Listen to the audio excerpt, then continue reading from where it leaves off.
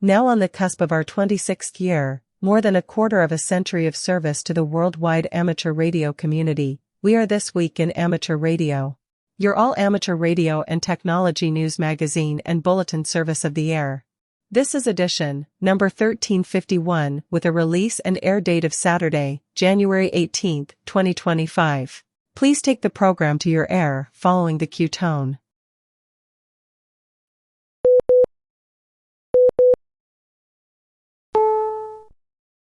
On the air on the amateur bands and shortwave all around the world, streaming and podcasting on the internet since 1993, serving the amateur radio community with weekly, amateur radio news and special features, we are This Week in Amateur Radio, the worldwide premier amateur radio and technology news magazine and bulletin service of the air. Here are a few of the highlighted stories for release around the earth as we come to air with edition number 1351 of This Week in Amateur Radio. Amateur radio operators are serving vital communications during the California wildfires. Meanwhile, the Los Angeles repeater network is staying active and on the air during the firestorms. Suspicious Bangladesh ham radio signals are now of interest to India's intelligence community. The International Amateur Radio Union prepares to celebrate its 100th anniversary. The Parker Solar Probe achieves its closest approach ever to the Sun. The FCC proposes over $200,000 in new pirate radio fines. The museum on the former campus of the Voice of America has its reopening on the schedule. Harvey Laidman, W8DX, the director of the Waltons and Matlock, becomes a silent key. President-elect Trump has recommended Olivia Trusty as the next commissioner of the FCC. An amateur radio operator faces a stiff fine from the FCC for transmitting on first responder fire frequencies. Amateurs in Germany gain extended access to 4 and 6 meters. One of the Holy Grail Islands on the air is scheduled to be activated. And we will shed some light on a Cold War mystery. Why did President Jimmy Carter save the Space Shuttle program? We will have all the details for you in this week's report. These headline stories will come to you in a moment, along with this week's special features. We'll visit with Bruce Page, KK5DO, and get an update from AMSAT and what's new with all those amateur satellites in orbit. Australia's own Onno Benschop, Phi K6FLAB, and Foundations of Amateur Radio, takes a short break from his Baldyak open source project to talk about the 2025 Ham Challenge. Our own amateur radio historian, Will Rogers, K5WLR, will be here with a new edition of A Century of Amateur Radio. This week, Will takes us all aboard the Wayback Machine to the earlier 1920s when the first female hams began to appear on the amateur radio scene, in a segment we'll call, The Ladies Are Coming. We will stop by and visit with Bill Salyers, AJ8B in the DX Corner, with all the latest news on DXpeditions, DX, and upcoming radio sport contests and more. That's all straight ahead as North America's premier amateur radio and technology news magazine and bulletin service, This Week in Amateur Radio, takes to the air right now. Reporting from our chilly headquarters studio here in snowy Albany, New York, the land of 20-mile-per-hour speed limits, this is W2XBS. And reporting from our news bureau this week from Syracuse, New York, from the shack of K2MST inside the Museum of Science and Technology, I'm Chris Perrine, KB2FAF. Reporting from our news bureau in Salem, Ohio, this is Denny Haight, NZ8D. And reporting from our news bureau in Rochester, New York, along the southern shore of Lake Ontario, I'm Dave Wilson, WA2HOY. Reporting from Naugatuck, Connecticut, where we're expecting rain and then our first major snowstorm of the season, I'm Steve Sawyer, K1FRC. And reporting from our snowy news bureau in Knoxville, Tennessee, I'm Josh Marler, AA4WX. And reporting from our True New York News Bureau, where the snow seems to just keep missing us, I'm Eric, KD2RJX. And reporting from our amateur radio outpost in the western Catskill Mountains of upstate New York, where we're bracing for a few days of 0-degree weather, I'm Don Hewlett, K2ATJ. And reporting from our news bureau in Fayetteville, Arkansas, where we're going to be taking a trip into the deep freeze this week, I'm Will Rogers, K5WLR. With our lead story, I'm Chris Perrine, KB2FAF at our Syracuse News Bureau. As the firestorms across Southern California continue to threaten millions of residents, trained amateur radio operators are serving critical volunteer roles to help officials spot fires before they get out of control. Our team coverage begins with John Ross, KD8 IDJ, who files this report from League headquarters. Dry conditions and wind gusts of up to 100 miles per hour have fueled days of devastating wildfires. Entire neighborhoods have been leveled by those infernos. While the main fires have been burning north and northwest of the central section of Los Angeles, just to the south, hams are standing watch. Orange County Fire Watch, OCFW, is a program locally organized by the Orange County Parks Department and the Urban Conservancy. ARRL National Instructor Gordon West, WB6NOA, is among the deployed volunteers. He said hams are stepping up. We're all over the ARRL Orange County section on hilltops, reporting the wind and humidity, ash seen coming down, scanning for spot fires, none so far, smoke from the LA fires, guest activity at the parks, and being a presence at trailheads with reflective vests and vehicle signs indicating fire watch, he said. Ray Hutchison, AE6H, is a retired firefighter who serves as the chief radio officer for Firewatch. He says local clubs are key to providing the needed RF infrastructure. Our local club, the South Orange Amateur Radio Association, an ARRL Special Service Club, provides linked 2-meter and 70-centimeter repeaters, one high-level and one coastal, for use by OCFW hams during deployments. There is a formal OCFW net control station for the entirety of these events.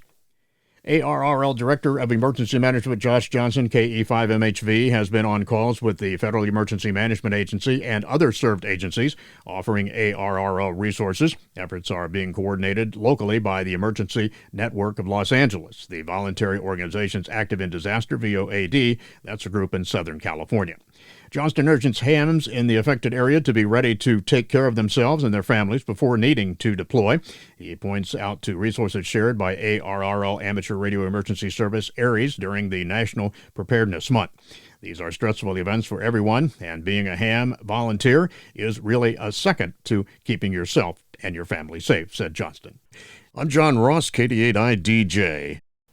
The Eaton fire burned to the top of Mount Wilson, a critical logistical post for broadcast radio and television stations, as well as communications across the Southland.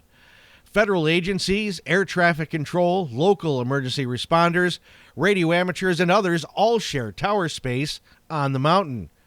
During severe fire weather, volunteers go to pre-assigned locations within parks and open spaces to report conditions. Many of them are hams using the amateur radio bands to fill in mobile network weak zones.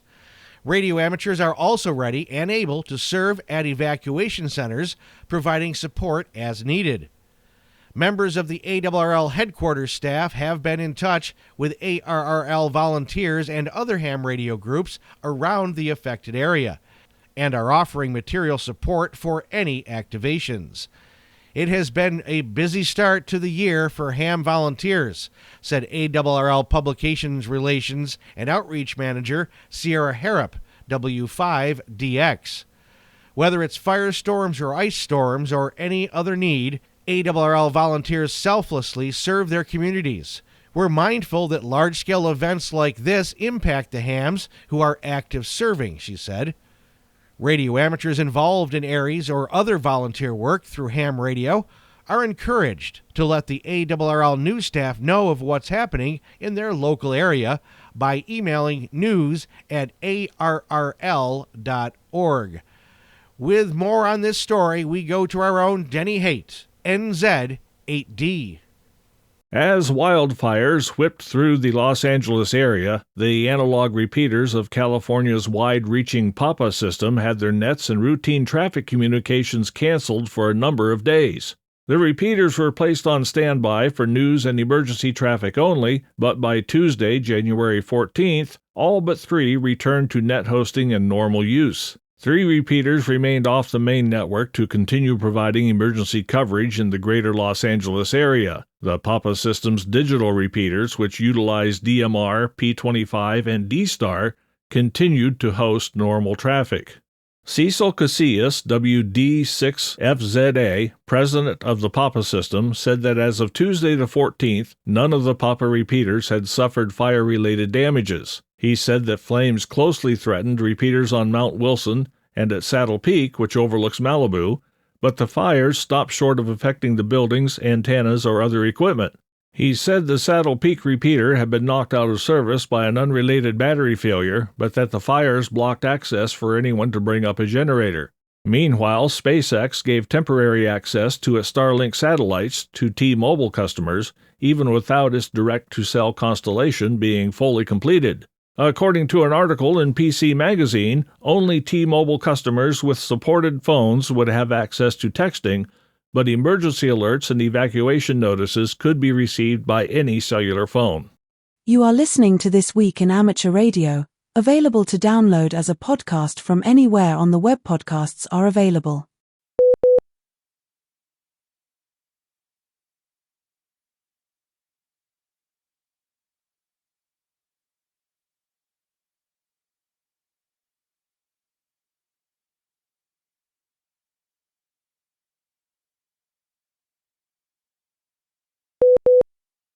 A ham radio operator in Idaho must pay a record $34,000 penalty for causing interference with communications during a fire suppression effort. That's the ruling from the Federal Communications Commission in the case of Jason Frawley, licensee of amateur station WA7CQ. When the commission issued its notice of liability 2.5 years ago, Chairwoman Jessica Rosenworcel wrote, "You can't interfere with public safety communications, full stop. So today, we propose the largest fine of its type for this interference that put fire suppression and public safety itself at risk." Frawley acknowledged that he operated on a frequency without authorization, but argued that he did not interfere with government communications and was trying to help. He asked for a cancellation or reduction, but the commission has rejected his appeal. It's not clear why the FCC took so long to finalize the penalty. When the forfeiture finally was adopted the day after Christmas, Commissioner Nathan Symington dissented but did not release a reason. The FCC said that in 2021, Frawley willfully and repeatedly operated without authorization and interfered with radio communications of the United States Forest Service, which was attempting to direct operations of fire suppression aircraft working a 1,000-acre wildfire on national forest land near Elk River, Idaho. The FCC said that over a 2-day period, Frawley transmitted 8 times without authorization on a frequency allocated to government use. The Forest Service complained about transmissions on 151.145 MHz. According to its case summary, the frequency is in the public safety pool that was being used by the Forest Service and the Idaho Department of Lands to coordinate the firefighting. The complaint stated that the individual had caused radio frequency interference to communications with U.S. Forest Service firefighters' fire suppression aircraft, the FCC wrote. The complaint alleged that on July 17th and 18th, 2021, the individual had interrupted fire suppression activities and had begun advising the firefighters and aircraft personnel of hazards at a radio repeater site located at Elk Butte. The complaint also stated that the individual had identified himself on the radio as a ComTech and his location as the Elk River Airstrip. The FCC said that on July 18th, the Fire Operations Section Chief left the scene of the fire, drove to the airstrip, and told Frawley to cease operations on the frequency. In 2022, the FCC issued its notice of liability, as we reported at the time. In response, Frawley did not contest that he had operated unauthorized on a government frequency, but he said he made 6 transmissions, not 8, that the total duration of the transmissions, including the firefighters' responses, was less than 1 minute, and that he did not cause interference to ongoing communications. He said he made the transmissions with good faith and non-malicious intent to help, that he hadn't been given a warning before being fined, that he had a history of compliance, and that he can't afford to pay the penalty. He submitted tax forms as evidence. Frawley said his actions should not be handled like those of someone who had malicious intent or deliberately jammed signals. Instead, an admonishment would be more appropriate. But the FCC is unmoved. We have fully considered the arguments and accompanying financial information set forth in Frawley's notice of apparent liability response and subsequent filings, but we find none of them persuasive, the Commission has ruled. It said the base forfeiture is $10,000 per violation for each of the 2 days that Frawley operated without a license on 151.145 MHz, and $7,000 for each of the 2 days that he caused interference to authorized stations. It added that it had actually chosen not to adjust the penalty upwards, as it has done in certain past cases. Further, while the FCC acknowledged that one of its criteria for reducing a penalty is good faith or voluntary disclosure, it said it has no precedent for applying good faith intention in a case involving first responders. Even if it had, the Commission ruled, this instance was particularly serious and could have had significant negative consequences for first responders who are fighting a significant wildfire. Also, Frawley asserts that he is no longer engaging in authorized transmissions on public safety frequencies, and, moreover, that the wide publicity surrounding this matter has already deterred similar behavior by himself and others. But the FCC said his case is different from those where a violator took affirmative steps to remedy an ongoing or persistent violation, like providing a missing application or installing missing equipment. We declined to grant a downward adjustment based solely on a violator's inaction. And the Commission said that although Frawley's financial documents on their own could support a reduction, given the totality of the circumstances and facts before us, we find his ability to pay is outweighed by the nature of the violations themselves and their potential threat to public safety communications. National security agencies are investigating claims that suspected Bangladeshi terrorists have been using Indian ham radio repeaters to communicate in code. The illegal signals, detected in Kolkata suburbs and Gangasagar, have raised serious concerns over border security. The West Bengal Radio Club flagged the suspicious activities while political leaders blame each other for the security lapse. What has been called highly suspicious VHF transmissions along the Bengal-Bangladesh border now are being considered signals of interest to India's Intelligence Bureau. According to media accounts, after several days of monitoring, Ambarish Nag Raju Biswas, VU2JFA, and his team have determined that the transmissions taking place on amateur radio frequencies are coming from the area of Basirat in West Bengal. The voice communications have been heard at night. Federal Ministry of Communication officials in India have asked Biswas, the secretary of the West Bengal Amateur Radio Club, and his fellow hams to keep an ear on the strange VHF signals. Biswas told Press Trust of India that he'd found the recent signals suspicious because he'd heard similar communications in 2002 and 2003. Subsequently, police arrested 6 extremists from Gangasagar, an island in the Ganges River Delta, he was quoted as saying. An earlier article in the Hindustan Times reported that the signals were being heard in the dead of night, with participants said to be in motion and speaking in some sort of code in Bengali and Urdu with a Bangladeshi accent. They also used numerical codes according to the report. Indian Intelligence Bureau officials did not rule out the possibility that terror organizations were behind the signals. The border of India-Bangladesh near West Bengal is porous, a senior Intelligence Bureau official said in a report. The German Regulatory Office for Telecommunications, known as BNetzA, has granted temporary access for 6 meters for Class E license holders at 100 watts between 50 and 50.4 megahertz, and using reduced power of 25 watts between 50.4 and 52 megahertz on a non-interference basis. The trial period lasts until December 2025 for Class E amateurs, the equivalent of the United States General Class license.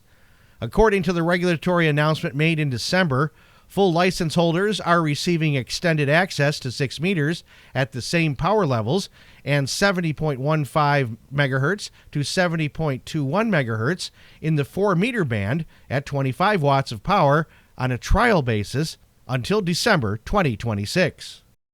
April 2025 marks the 100th anniversary of the International Amateur Radio Union. To commemorate this milestone, a ceremony will be held in Paris on April 25th and 26th, where delegates from the IARU member societies will hold a formal reception. During 2025, there will be 2 on-the-air celebrations. The first will be the IARU 100th Anniversary Centennial QSO Party. The IARU CQP will be held for 9 days, beginning Saturday, April 12th and ending Sunday, April 20th. The event will celebrate 100 years of the IARU, promoting the interests of amateur radio worldwide, seeking to protect and enhance our spectrum privileges. Amateur radio operators worldwide are encouraged to be active on the air. A website will track participants' accumulated contact points and provide participation certificates for download. The CQP also encompasses World Amateur Radio Day, Friday, April 18th. The second event will be the IARU HF World Championship.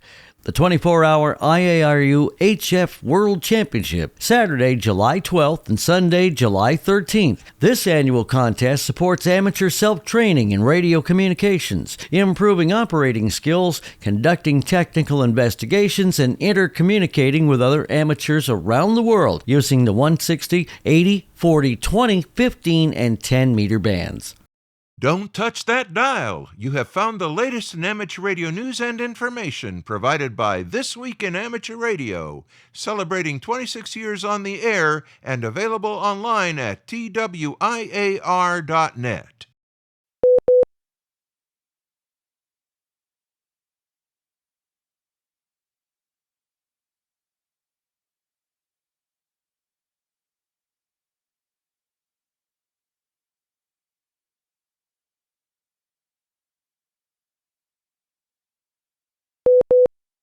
The 129th Boston Marathon will take place Monday, April 21st, 2025, and registration is now open for volunteer amateur radio operators. Volunteers are needed to support operations throughout the 26.2-mile course, along with amateur support in the start and finish areas and along the transportation bus network. To register as an amateur radio operator, you first must have or create an account for the Boston Athletic Association Athletes Village. Volunteer registration closes Friday, February 7th at 5 p.m. Eastern. For additional information, contact Marty Sulloway at N1C at the Boston Athletic Association Athletes Village Communications Committee. And as a side note, I used to volunteer for the Boston Marathon many years in a row back in the 1990s when Bob, NA1Q, used to run it from Worcester Polytech. Steve Sawyer, K1FRC. NASA's Parker Solar Probe reached a significant milestone on December 24th by coming within 3.8 million miles of the sun's surface, the closest a human-made object has ever traveled towards a star. The spacecraft confirmed its survival through a signal received at Johns Hopkins Applied Physics Laboratory on December 26. This marks another step forward in the mission's efforts to study the sun and its influence on the solar system. The probe, traveling at 692,000 kilometers per hour, continues to push the limits of solar exploration. The mission allows the spacecraft to gather data from regions of the sun that were previously out of reach. Nikki Fox, Associate Administrator for NASA's Science Mission Directorate, said that by studying the sun up close, we can better understand its impacts throughout our solar system, including the technology we use daily on Earth, as well as learn about the workings of stars across the universe. This close approach opens the door for new measurements that could redefine the knowledge about solar wind, coronal heating, and other fundamental processes. Launched in 2018, the Parker Solar Probe used 7 Venus flybys to adjust its orbit and approach to the sun. Its current orbit brings it near the sun every 3 months. A carbon foam heat shield, designed to withstand temperatures up to 1,400 degrees Celsius, protects the spacecraft's instruments, which remain at a stable temperature. During its latest encounter, the shield endured temperatures of 690 degrees Celsius, demonstrating the durability of its design and construction. The spacecraft has already provided valuable data about solar phenomena. It has observed magnetic field structures called switchbacks, which help explain plasma heating and acceleration. Adam Szabo, a mission scientist at NASA's Goddard Space Flight Center, noted that this close approach will give us more data to understand how the solar wind is accelerating closer in. The measurements from the solar corona offer new perspectives on how energy and particles move throughout the region. The Parker Solar Probe has also contributed to studies of Venus, detecting thermal emissions from its surface and capturing images of its orbital dust ring. These observations highlight the spacecraft's ability to gather insights beyond its primary mission. Data from the recent solar pass will soon be transmitted to Earth, providing additional information for research. Future solar passes are scheduled for March 22 and June 19 of 2025. Ralph Semmel, Johns Hopkins Applied Physics Laboratory Director, emphasized the team's efforts, stating their incredible technological breakthroughs enabled this amazing mission, and they've delivered critical new insights that are revolutionizing our understanding of heliophysics and space weather. The FCC has proposed fines against 4 alleged pirate radio operators in Connecticut and Ohio. While the penalties are nowhere near the largest that the FCC has assessed to date, they range from $40,000 to $60,000 each. According to the Commission case summaries, each of the incidents occurred in 2024 and was confirmed by field agents as part of the FCC's Pirate Act. The Act established a base forfeiture amount of $20,000 for every observed instance of pirate broadcasting, which is twice the pre-Pirate Act level. In Ashtabula County, Ohio, James Barron faces a possible penalty of $40,000 for his 90.7 FM operation, where, according to the FCC, he used the alias Jumpin' Jammin' Jimmy. The New York field office sent an agent to the source of the signal on Thomas Boulevard in Geneva-on-the-Lake and observed an unlicensed broadcast twice in June and August that exceeded Part 15 limits. Agents found a YouTube video promoting the community on the shores of Lake Erie, where Jumpin' Jammin' Jimmy is one of the residents featured. Subsequently, they were also able to find the station's online stream. Ultimately, they traced Barron to the phone number listed for its request line. He's also co-owner of the property from which the transmissions emanate. Just to the southwest in Lake County, Carlos Alberto Vasquez was issued a notice for a proposed penalty of $60,000 for his operation of Radio Unión Familiar on 99.1 FM in Paynesville. Field agents from the FCC's Columbia, Maryland office observed an unlicensed signal on 3 separate dates in May, June, and August. In the Commission's report, the agents said they were able to photograph an FM broadcast antenna mounted on a tower to the left side of Vasquez's residence on West Jackson Street. Vasquez is also identified as president of the station's Facebook page. The agents said they were able to match programming on the signal to an audio stream for the station. Heading east from the area formerly known as the Connecticut Western Reserve to the Nutmeg State itself, Wilfredo Ayala faces a proposed fine of $60,000 for his operation of La Tropica Radio on 94.5 FM. In March, field agents from both the New York and Boston offices traced the source of a signal to a commercial building on Arbor Street in the capital city of Hartford. Since a cable running from a rooftop antenna to a first-floor window used a standard coaxial connector, the agents determined it was not compliant with Part 15 rules. The unlicensed signal was still present on 2 additional visits in April. On the last visit, agents were able to meet with Ayala. According to the Media Bureau's account, Ayala had them wait in a hallway before they could access the station's office. While they waited, they noticed the signal was suddenly terminated. Once they were granted access to the office by Ayala, the agents noted typical radio station equipment and a transmitter that was off but warm to the touch and being cooled by a large fan underneath. The agents said they also observed a poster on the wall with a website address for the station. Finally, Efrain Gonzalez is facing a proposed $40,000 fine for the operation of La Poderosa 89.1 FM from Waterbury. Agents from the Boston field office first investigated in March and traced the source of the signal to a Seymour Street address. They found it was rebroadcasting the online stream of 630 WUNO AM from San Juan, Puerto Rico. On a second visit in April, the agents said they again observed the signal. On a third April visit, they spoke with Gonzalez at the location.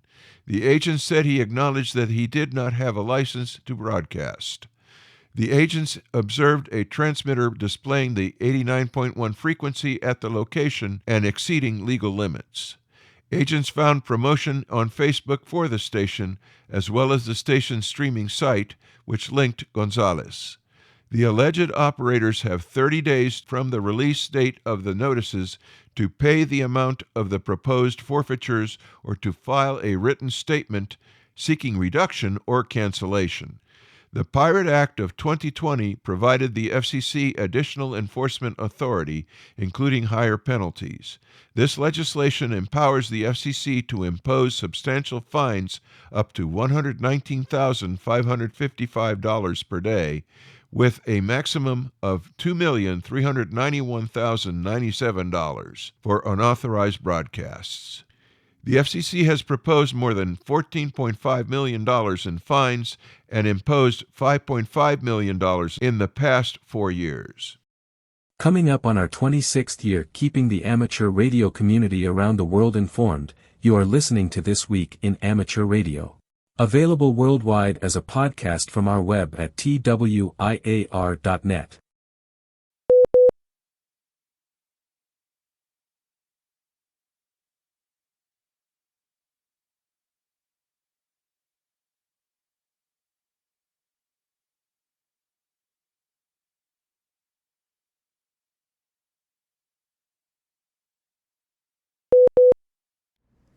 Hello and welcome to the DX Corner for your weekly dose of DX. I'm Bill, AJ8B. I hope you're holding up against the cold weather that has invaded most of the nation. For me, I've had to replace the 30-meter trap on my vertical, and it has simply been too cold. We have about 7 inches of snow on the ground, so that doesn't help either. One realization that I have is that you don't realize how directional an off-center fed dipole can be when you're used to a vertical. Admittedly, a vertical radiates poorly in all directions and receives poorly in all directions, but it does radiate and receive in all directions. It doesn't help to radiate in a direction away from the station you're trying to work, so I need to get it going. We are expected to see a rise in temperatures this weekend, but it's going to turn into rain, so it could be pretty sloppy. However, I got to get that done. I'll let you know how I do. Well, let's get started on our DX News. This section of DX News comes from Bernie, W3UR, editor of the Daily DX, the Weekly DX, and the How's DX column in QST. If you would like a free 2-week trial of the Daily DX, your only source of real-time DX information, just drop me a note at thedxmentor@gmail.com. The 3Y0K DXpedition team has signed a contract with Ice Tugs to take them to Bouvet Island in February of 2026. Ice Tugs, an Icelandic-based company, has an excellent track record in providing services for expeditions, cargo and fuel supplies, tugging, as well as rescue and camp setup in the Arctic and Antarctic regions. The team has also signed a helicopter contract with Cape Town-based Ultimate Aviation. This group will supply a helicopter, 2 pilots, and a mechanic. Their crew have broad experience in offshore operations across Antarctica, Marion, Gulf, and Da Cunha Islands, which includes boat-to-shore, sling, and hoist operations associated with police force, military, and private projects. This year, they celebrate 10 years of operation in Antarctica. Quote, "We are confident the helicopter crew and the vessel will make a big difference for us in activating Bouvet Island," end quote. Their plans are to leave Cape Town on February 1, 2026. The DXpedition is scheduled for 36 days. Quote, "We intend to stay around the island for more than 21 days, which will provide us with enough time to wait for good conditions to land the team and all of the equipment. The leadership has previous experience from landing at Bouvet in 2023, and together with the entire team, are prepared and committed to reactivating Bouvet Island. We obtained the helicopter permit 6 months ago, and with the 3Y0 Kilo license in hand, we have all the approvals necessary to go ashore." Quote, "Our first deposit of $450,000 will be paid on January 30th, 2025. Given the overall budget of $1.675 million, we teamed up with a small private group to share the costs. Our team wishes to use this opportunity to thank all the clubs, associations, foundations, as well as individuals who have already provided us with their support. Going to such remote places would not be possible without such generous contributions. Meanwhile, we invite those who haven't done it yet to visit our website at www.3y0k.com and consider making a donation. There's also a PayPal link there. Those interested in joining the DXpedition team should email admin@3yankee0.no. In a related story, the Northern California DX Foundation is pleased to announce its financial support for the February 2026 3Y0 Kilo Bouvet DXpedition. There will be 2 grants totaling $200,000. The first will be a down payment of $100,000. The second will be a dollar-for-dollar match up to $100,000. The match will be a challenge to the clubs and hams that donate prior to the DXpedition. This DXpedition will be the most expensive ever planned and executed, as the team has found a large ship that can take 2 helicopters and crew, and with that we believe we will have success. They have found 18 experienced operators that are physically and mentally prepared for this adventure. The plan is to stay on the island long enough to make a lot of QSOs on all bands. The NCDXF has discussed the planning with the 3Y0 Kilo leadership team and believes that this plan will be successful. There is risk associated with this DXpedition, as we all know, because of weather and local conditions. The leadership has experienced these challenges and has thoughtfully addressed them as best they know. More information is available at 3y0k.com. The mission of the NCDXF is to provide necessary financial support for well-organized DXpeditions to desirable DXCC entities and to support advances in DXpeditioning skills, technology, and infrastructure. Those funds come from the contribution of our supporters in the DX community. Your contribution will help make DX happen. Visit NCDXF website for more information. And I will tell you, if the NCDXF has gone through the proposals and they have blessed it and they're willing to donate money, this is a go, and I'm really hoping it is. So please consider helping them out if you can. Even $5 or $10 will make a difference. Well, associated with the Bouvet group, we have this. Finally, the Peter I DXpedition is also on track, as we have received the landing permit from NPI, and we will sign a contract again with Ice Tugs to take us there in 2027. We will provide more information at a later stage. I don't know of 2 less accessible, more uninhabitable places than Peter I and Bouvet. So I'm excited for these guys, and I'm looking for ways to help them. So let me know if you contact them and how it goes. We have an update on the February DXpedition in India, specifically Alpha Uniform 2 Victor, which was a trip to Sacrifice Rock. VU2RS Sarath writes, quote, "After the resounding successes of our previous activations on Nakchunta, Kanika, and Sagar, our team is thrilled to announce our most ambitious project yet, activating the highly coveted Sacrifice Rock, part of the Karali IOTA group in India, during the second week of February 2025. This rare entity has long been a, quote, holy grail for IOTA enthusiasts, and we are eager to bring it to life. Quote, the challenges of activating Sacrifice Rock are well known: treacherous terrain, inhospitable environment, and substantial costs. However, our team is committed to overcoming these obstacles and delivering this unique opportunity to the amateur radio community, end quote. The estimated cost of this project is approximately $10,000, which will cover essential expenses such as additional generators and equipment, lightweight portable tents and tables, a holding boat, and a 24/7 safety team, as well as bandpass filters, amplifiers, and reception antennas to combat high noise levels, fuel for the boat and generators, and ensuring continuous power supply and refueling. Quote, we have received local approval and are waiting final confirmation of our call sign, Alpha Uniform 2 Victor, and other details. IoT chasers and DXers are encouraged to support this DXpedition. My friend Mike Cizik, W0VTT or W0 Very Tall Towers, in Minnesota, who is a serious CW man, worked N7AA in Nepal on 7003 Long Path at 0110 Zulu Saturday, and then 10.120 on 0125 Short Path. He was pretty weak on 40, but he had a nice signal on 30. So well done, Mike, and congratulations. The Rebel DX Group Ops are still at home in Europe preparing for their 5 November 9 Delta Tango Golf operation from Nigeria that starts around January 25th for 2 weeks from Abuja, Nigeria. After that, they travel to South Africa to meet a vessel and to make further preparations, hinting that they also might be going to Bouvet, 3 Yankee. K4 Zulu Whiskey, Ken, will be back in Juba, South Sudan next week and plans to reactivate his Zulu 81 Zulu call.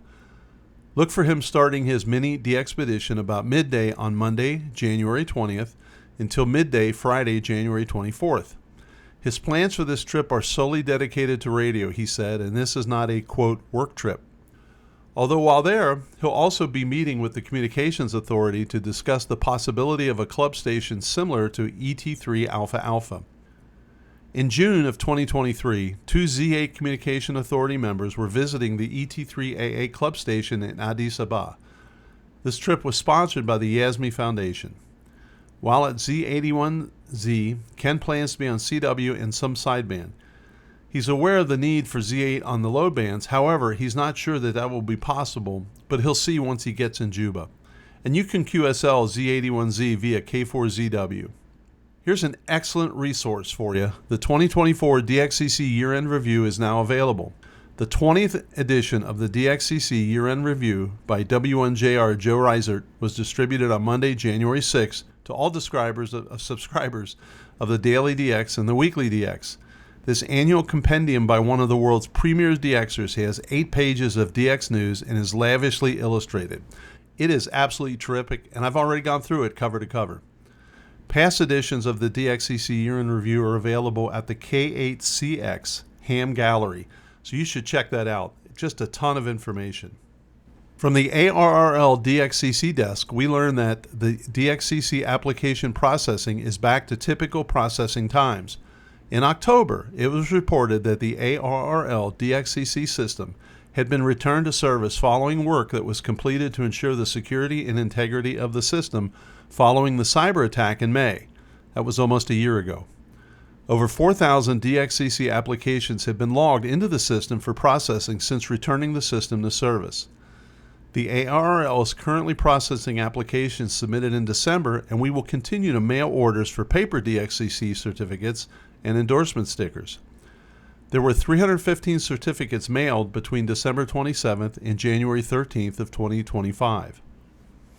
So I have a little information on upcoming contests. I know that the ARRL contest sheet is read elsewhere in this podcast, and the contests that I mention are sometimes redundant. However, there are a few contests that I have found to be especially useful for DXers who are trying to fill band slots or to get entities or zones in the log that may otherwise be difficult to get. There is one contest coming up that I've been getting ready for. It is the CQ 160 meter CW contest, and it will be held the last weekend in January, the 24th at 2200 Zulu to the 26th, 2200 Zulu. As you know, if you listen every week, I've covered 160 meter contests before and simply really can't describe how much fun they are. If you're interested, by the way, I have details on a 160 meter vertical that takes up only a 60-foot circle, including the radials. Just drop me a note at thedxmentor@gmail.com and I'll send along all the details. So if you get a chance, try to work that contest. Until next week, this is Bill, AJB saying 7-3, and thanks to my XYL Karen for her love and support. I hope to hear you in the pile-ups. Coming up on our 26th year keeping the amateur radio community around the world informed, you are listening to This Week in Amateur Radio. Available worldwide as a podcast from our web at twiar.net.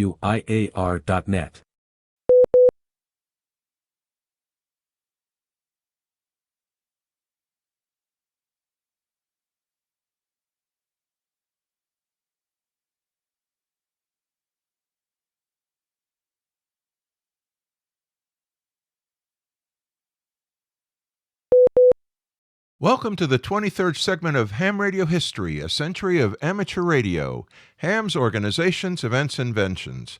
I'm Will Rogers, K5WLR. Great appreciation goes out to Chris Cadella, W2PA, for permitting us to use his website in the production of these segments. Now, sit back and relax with the next chapter of Ham Radio History. New hams, female. While somewhat greater in number than before the war, women hams were still regarded by other amateurs with a mixture of curiosity and amusement. Nevertheless, even before the war, several were already experienced as telegraph operators and had become prominent in message handling as amateurs. Coincident with the closing down of amateur activity for the war, an editorial in August 1917 announced that The ladies are coming, reporting that several hundred of the fair sex were now among the brethren, so hams would need an alternative to OM as an on-air label. It was clear that OW would not work in the face of understandably strong objections from those who would have to bear the label. The editor suggested DG, Dear Girl, as a possible alternative, but there was no consensus yet. As the new decade began, though women were still excluded from many roles and activities in society, including voting, becoming a ham needed no man's permission, just the will and skill to pass a licensing test. The first QST article written by a woman appeared in the July 1920 issue, a few pages away from the description of Maxim's state-of-the-art Spark station. The author of How to Build a Wireless Station was 21-year-old Marion Adair Garmhausen of Baltimore. She also had written a letter published in the same issue thanking the League for her new membership certificate, of which she was quite proud, but asking the editors to correct the spelling of her last name on it, which ends in N, not R. Like other women of the time, she was trained as a telegraph operator. She had been introduced to wireless as a hobby when she happened to see an issue of QST and wrote to the League for more information. In a box under her article's byline, the editor wrote, "No, we're not starting a women's auxiliary, not quite yet. But they're getting in the game, fellows, and soon it will be Marcel Waves versus the Hertzian brand. Mrs. 8ER should watch her laurels." In this story, Miss Garmhausen gives an account of how a ham female breaks in. Oddly and unlike any others, this title appeared in quotes at the top of the page and in the table of contents. With humor that survives time and seems current even today, she describes her efforts to get into the game. After longing to hear some radio and then consulting with the wise guys at the local radio shop and enduring their snide remarks, she appealed to her parents to let her put up an aerial on the roof of their home. Aghast, her father replied that aerials and masts would be a constant menace and warned that the less she tramped around on the roof, the better off she'd be. Her mother worried that she would make the roof leak and forbade her from ever going up there. So, having secured their permission, she wrote, without missing a beat, I borrowed a ladder from the lady next door and climbed to the roof. Despite discouragement from both parents and admitting to a decidedly limited radio knowledge, although she had a commercial license, something she dismissed as simply learning what the book said, applying the knowledge was a different matter, she managed to get an antenna in the air. Upon connecting it up, she was thrilled to hear various stations coming through. Behold! Through the silly night purred the beloved sounds into my eager ear. And I just want to say, if any of you remember the first signals you ever heard on your own set, ain't it a grand and glorious feeling? She was particularly excited about hearing the time signals from NAA in Arlington. Pop-eyed with joy, I rushed downstairs and embraced my startled mother. I danced a Highland fling around the kitchen singing, I heard Arlington, I heard Arlington. If the lad who had sent those gladsome words had known the excitement he caused in our camp, he would have been amazed. Nightly thereafter, I listened for the time. She described improving her setup with a tuned circuit and a disconnection switch for lightning protection. Go ahead and laugh, she wrote. I expect it, but wait till my audio and an amplifier arrives that I sent for back in the dim ages. I shall defy a flickering smile to cross one face, for I expect to hear the soup chorus of Eskimo at 6 p.m. every day. And when I have perfection in received sets, I shall construct a transmitting set that will make the night hideous for the whole United States. One thing I have discovered about radio is never as hard as you think it is going to be. When you get started, everything works out like magic. Unrelated to radio but pertinent to hams female, 1 month later, on August 18, 1920, the Tennessee General Assembly ratified the proposed 19th Amendment to the Constitution, granting universal suffrage to women. It was the 36th state to do so, and the final one required to make it law. Miss Garmhausen's own state of Maryland, having rejected it earlier in the year, took until 1941 to ratify the amendment and did not certify it until 1958, one of the last states to do so. Garmhausen's article was such a big hit with QST readers that it led to a series of others shortly afterward. In September, Beginning at the End appeared, written by someone identified only as the Old Woman, inspired, she said, by Miss Garmhausen. The writer, possibly Garmhausen's own alter ego, as Tom was Maxim's, complained that she must constantly deny being Mrs. Candler, and what a shame it was that women were being passed over for operating positions by the military stations, even though they had operators' licenses. In a box leading into this article, the editor promised to reserve the moniker TOW for her if she would continue to write, and taking his cue from the recent landmark constitutional news, commented that since the state of Tennessee had recognized woman and admitted her participation in general activities, so we guess we will too. Then, in November, QST noted that Baltimore will boast of having a ham female this coming winter, but Duval, E.B. Duval, 3EM, Eastern Maryland District Superintendent, says he is a little skeptical as how to use the word ham, as he is informed that she is equipped with a first-grade commercial license.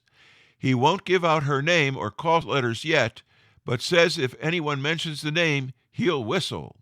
The next spring, a poem appeared addressed as Lines to Miss M.A.G.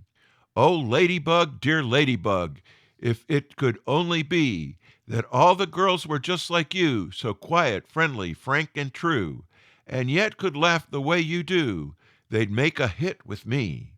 But when I mention radio, that fascinating game, to any other lady fair, she'll wiggle, giggle, pout, or stare, or turn her back and fix her hair, that poor benighted dame. Now with you, friend, it's different. You're there in every way. Whene'er talk this wireless stuff, you hold your own without a bluff, and never seem to hear enough. That's what I call okay. And when you start to slinging code, that's when I like to be, a-sitting with my bulbs alight, the pencil flying, phones clamped tight. Say, I could listen half the night when you are at your key. Now, as I mentioned just above, if all the girls could be as nice as you and use their heads for other things than millinery spreads and paint displays in creams and reds, they'd sure appeal to me. Garmhausen published her second QST article in May 1921, a humor piece in which she talked about breaking out with the hookups, a story of becoming obsessed with trying new arrangements of apparatus, never quite getting it right, and finally returning to what she started with, but with less money for all the effort. This could be her third, actually, if you count the one attributed to TOW. A quick break for identification purposes. You're listening to This Week in Amateur Radio. I'm Will Rogers, K5WLR.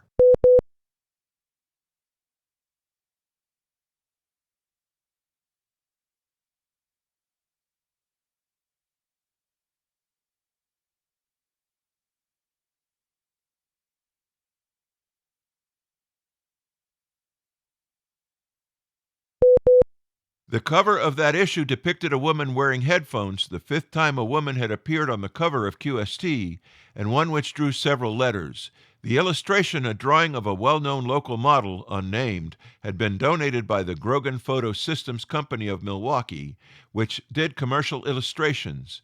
Its publicity manager was a member of the local ARRL-affiliated club and had arranged the donation.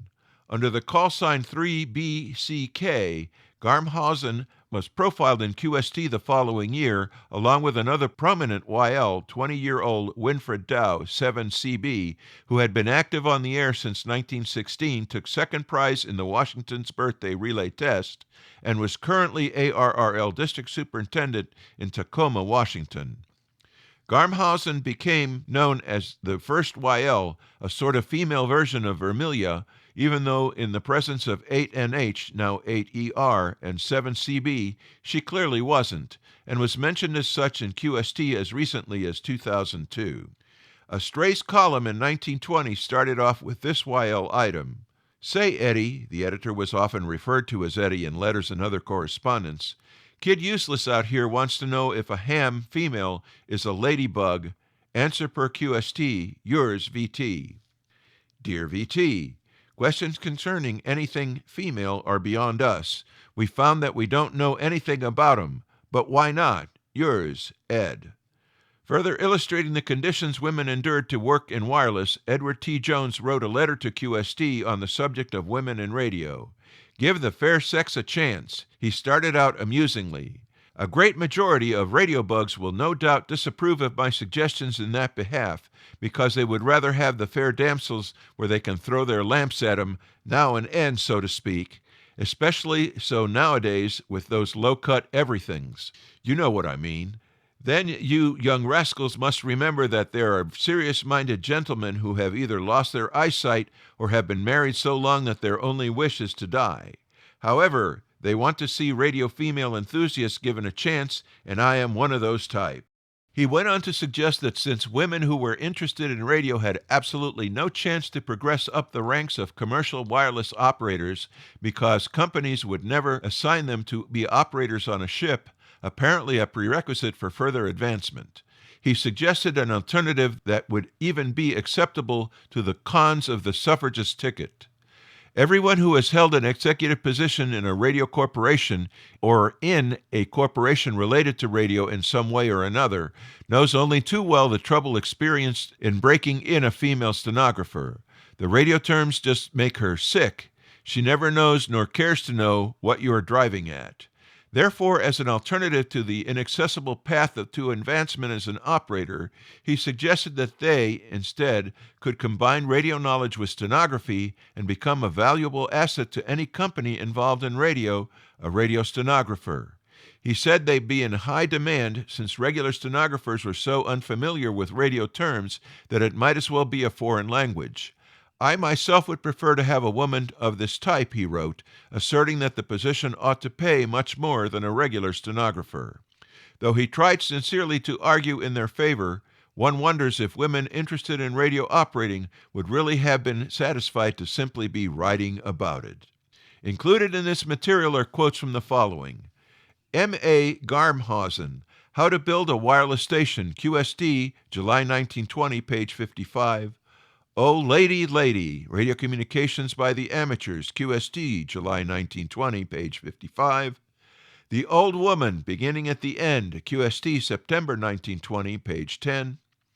F.H. Schnell, Atlantic Division, Operating News, QSD, November 1920, page 30. Lines to Miss M.A.G., Strays, QSD, April 1921, page 25. M.A. Garmhausen, Breaking Out, QST, May 1921, page 10. Strays, QST, May 1921, page 51, midway and second column. Who's Who in Amateur Wireless, QST, October 1922, page 58. John Dilks, The First YL, Old Radio, QST, September 2002, page 76. Jones Edward T., Give the Fair Sex a Chance, Radio Communications by the Amateurs, QST, November 1920, page 51. Amateur Radio Stations, QST, October 1920, page 35. With the tip of the TWIAR cap to Chris Cadella, W2PA, for the use of his website materials, Ham Radio History, A Century of Amateur Radio, Ham's Organizations, Events, Inventions, I'm Will Rogers, K5WLR, reporting for This Week in Amateur Radio. The National VOA Museum of Broadcasting in Westchester, Ohio is QRV and is about to reopen. 6 months of renovations have come to an end at the Voice of America Museum, which is reopening its doors to the public at noon on Saturday, the 25th of January. The work has created a new exhibit space with room for more displays that showcase radio history in the United States. The building formerly housed the Voice of America's Bethany Relay Station. The museum will be open every Saturday and Sunday from noon to 4 p.m. local time, but can also accommodate group tours on any day of the week if arrangements are made in advance. The Westchester Amateur Radio Association, WC8 VOA, has its headquarters in the historic building and has had uninterrupted on-the-air activity even as remodeling took place elsewhere in the interior.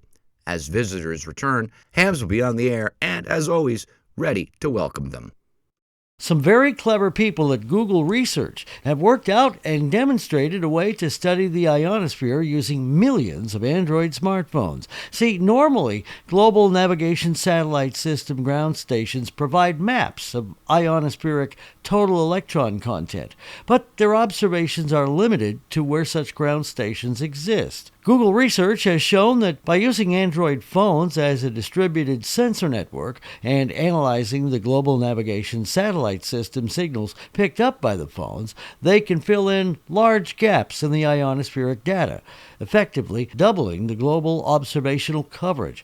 This can be especially useful in areas like India, Africa, and South America, where Global Navigation Satellite System ground stations are lacking. The system proved its worth by mapping ionospheric plasma bubbles over these areas during the large magnetic storms that we got last year in May. Reporting from frigid Naugatuck, Connecticut, I'm Steve Sawyer, K1FRC. The Federal Communications Commission's Wireless Telecommunications Bureau has issued a public notice seeking comment on a proposal to repurpose the 1675 through 1680 megahertz band currently used by the National Oceanic and Atmospheric Administration for time-sensitive satellite data for shared use between incumbent federal operations and non-federal fixed and mobile operations on a co-primary basis. The FCC had previously adopted a notice of proposed rulemaking in 2019 seeking comment on this proposal. Since that time, reports have been filed by NOAA and the National Telecommunications and Information Administration that have concluded that it is technically feasible for NOAA to share the 1675 through 1680 megahertz band with commercial wireless services subject to certain conditions. Comments will be due 30 days after Federal Register publication, which has not yet occurred, and reply comments will be due 45 days after Federal Register publication.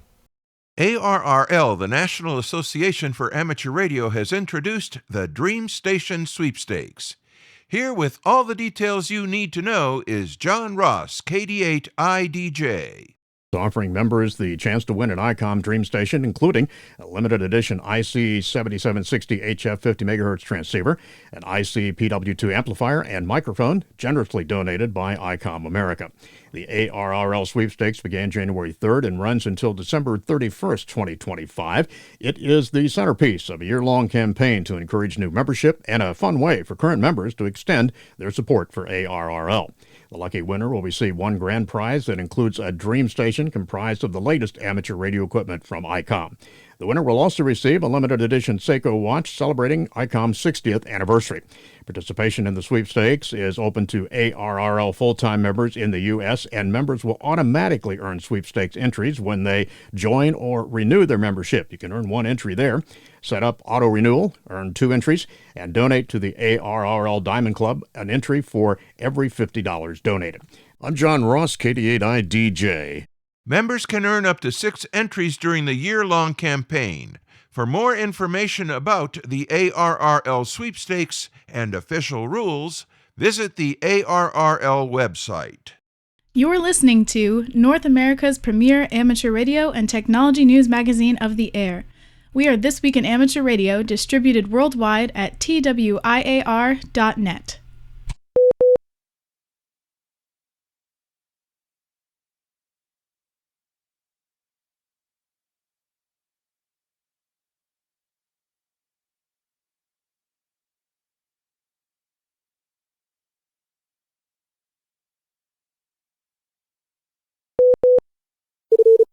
Foundations of Amateur Radio. The other day I noticed a flurry of QSL card designs come across my screen, and it sparked me into action on actually creating such a card for myself. I've previously talked about what I think of the current offerings in terms of validating contacts, but having a QSL card design is step 1 of confirming a contact. Well, technically step 2, since you have to make the contact first. I'm intending to use SVG as the design platform, since it's a text file that describes an image, so I can use my favourite command line tools like grep, sed, cut and awk to replace parts of the file, so I can make a personal card for every contact, but that's a story for another day. Accompanying the rush of new car designs was an intriguing hashtag, #HamChallenge.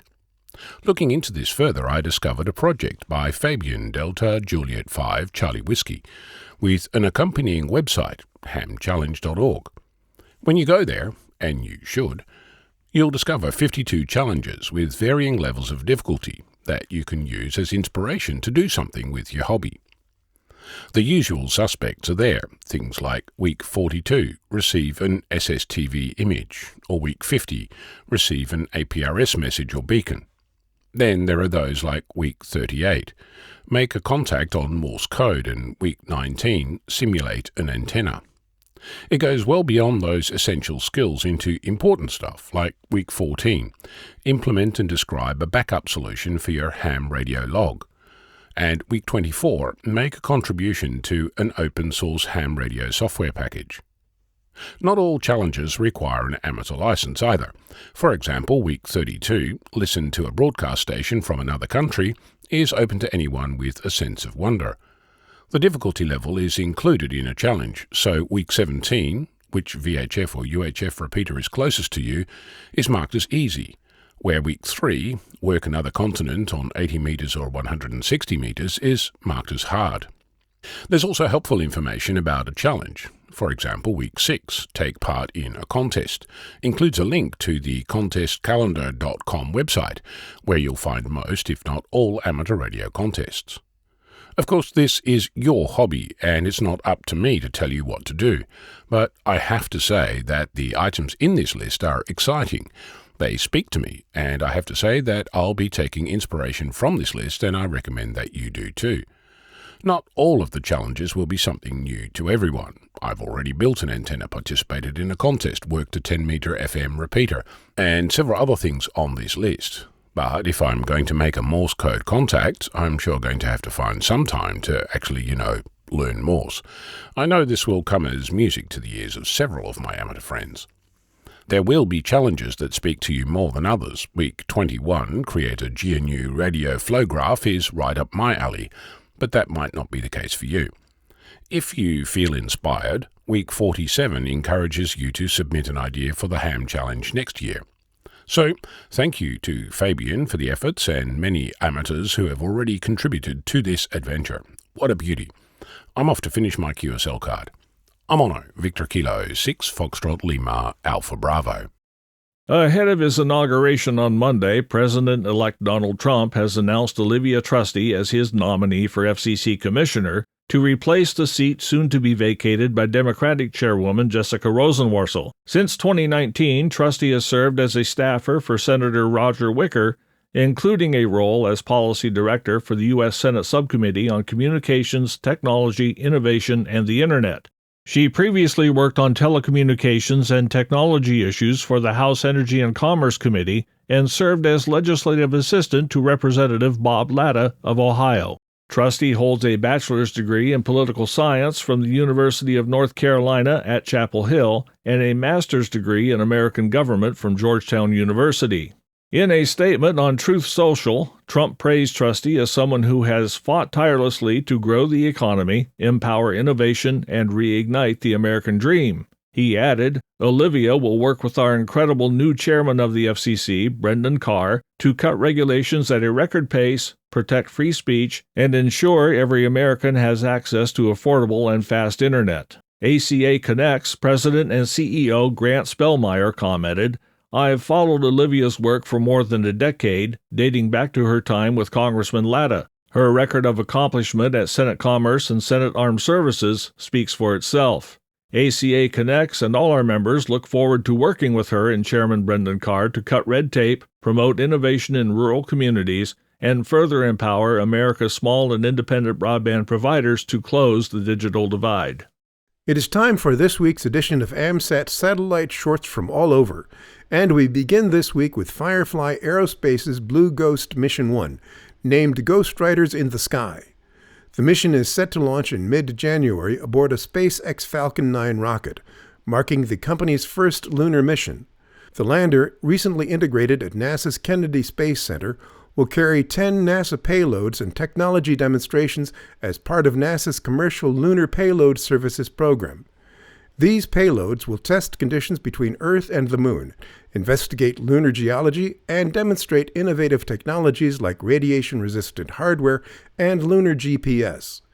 The 60-day mission includes 25 days in Earth orbit, a 4-day translunar injection, 16 days in lunar orbit, and 2 weeks of operations on the Moon's surface. During its time on the Moon, Blue Ghost will collect critical data and images, including capturing a solar eclipse and documenting the phenomenon of lunar dust levitation last observed during Apollo 17. The mission will provide valuable insights to support NASA's goal of sustainable human presence on the Moon through Artemis, while also showcasing the technical capabilities of private industry. Firefly CEO Jason Kim emphasized the mission as a tribute to Apollo's legacy and a pivotal step forward in advancing lunar exploration. In our next short, we find that Florida's Space Coast set a record with 93 launches in 2024, surpassing the previous year's 74 thanks to innovations from Space Launch Delta 45 and private sector collaboration. Brigadier General Kristen Panzenhagen credited advancements like automation, modernized infrastructure, and streamlined processes for the milestone. SpaceX dominated with 88 launches from Florida and completed 134 missions globally, including government, commercial, and test flights. The Space Force introduced initiatives like the One Falcon program to support SpaceX's rapid launch cadence, unifying personnel across ranges to enhance efficiency. Although only 4 launches directly supported national security, innovations in commercial space strengthen resilience and responsiveness for military missions, exemplified by the Rapid Response Trailblazer mission. With Blue Origin's New Glenn and ULA's Vulcan Centaur preparing for national security roles, competition is poised to grow, diversifying capabilities and bolstering launch options. Our final story comes from SpaceX. SpaceX's next-generation Starship, version 2 or Block 2, is set to launch on its 7th test flight from Starbase, Texas, as early as Monday, January 13, 2025, with the launch window opening at 2200 UTC. This iteration, taller and more advanced than its predecessors, introduces numerous upgrades, including smaller repositioned flaps for better heat protection, an enhanced propulsion system, and improved avionics for extended missions. For the first time, SpaceX will test Starship's payload deployment mechanism, releasing mock Starlink satellites on a suborbital trajectory and conducting re-entry experiments to refine the vehicle's heat shield and reuse capabilities. The Super Heavy booster, equipped with additional protections and sensor enhancements, aims to achieve another tower catch, a feat last accomplished in October. The mission also marked progress toward full reusability, with one of the booster's engines recovered and reused from a previous flight. These advancements, combined with a focus on orbital refueling and vehicle endurance, lay the groundwork for Starship's future goals, including lunar landings under NASA's Artemis program and beyond. You are listening to This Week in Amateur Radio, available to download as a podcast from anywhere on the web podcasts are available.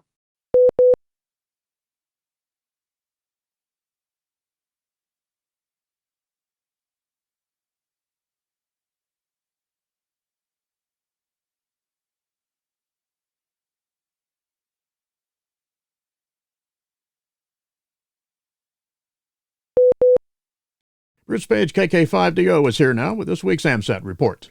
Bruce? Thanks, John. India launched the Space Docking Experiment, or SPA-DX, on December 30th. It consists of two 220-kilogram or 485-pound satellites, the Target and Chaser.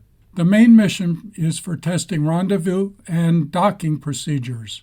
There is an amateur radio package on board. It is called POEM-4.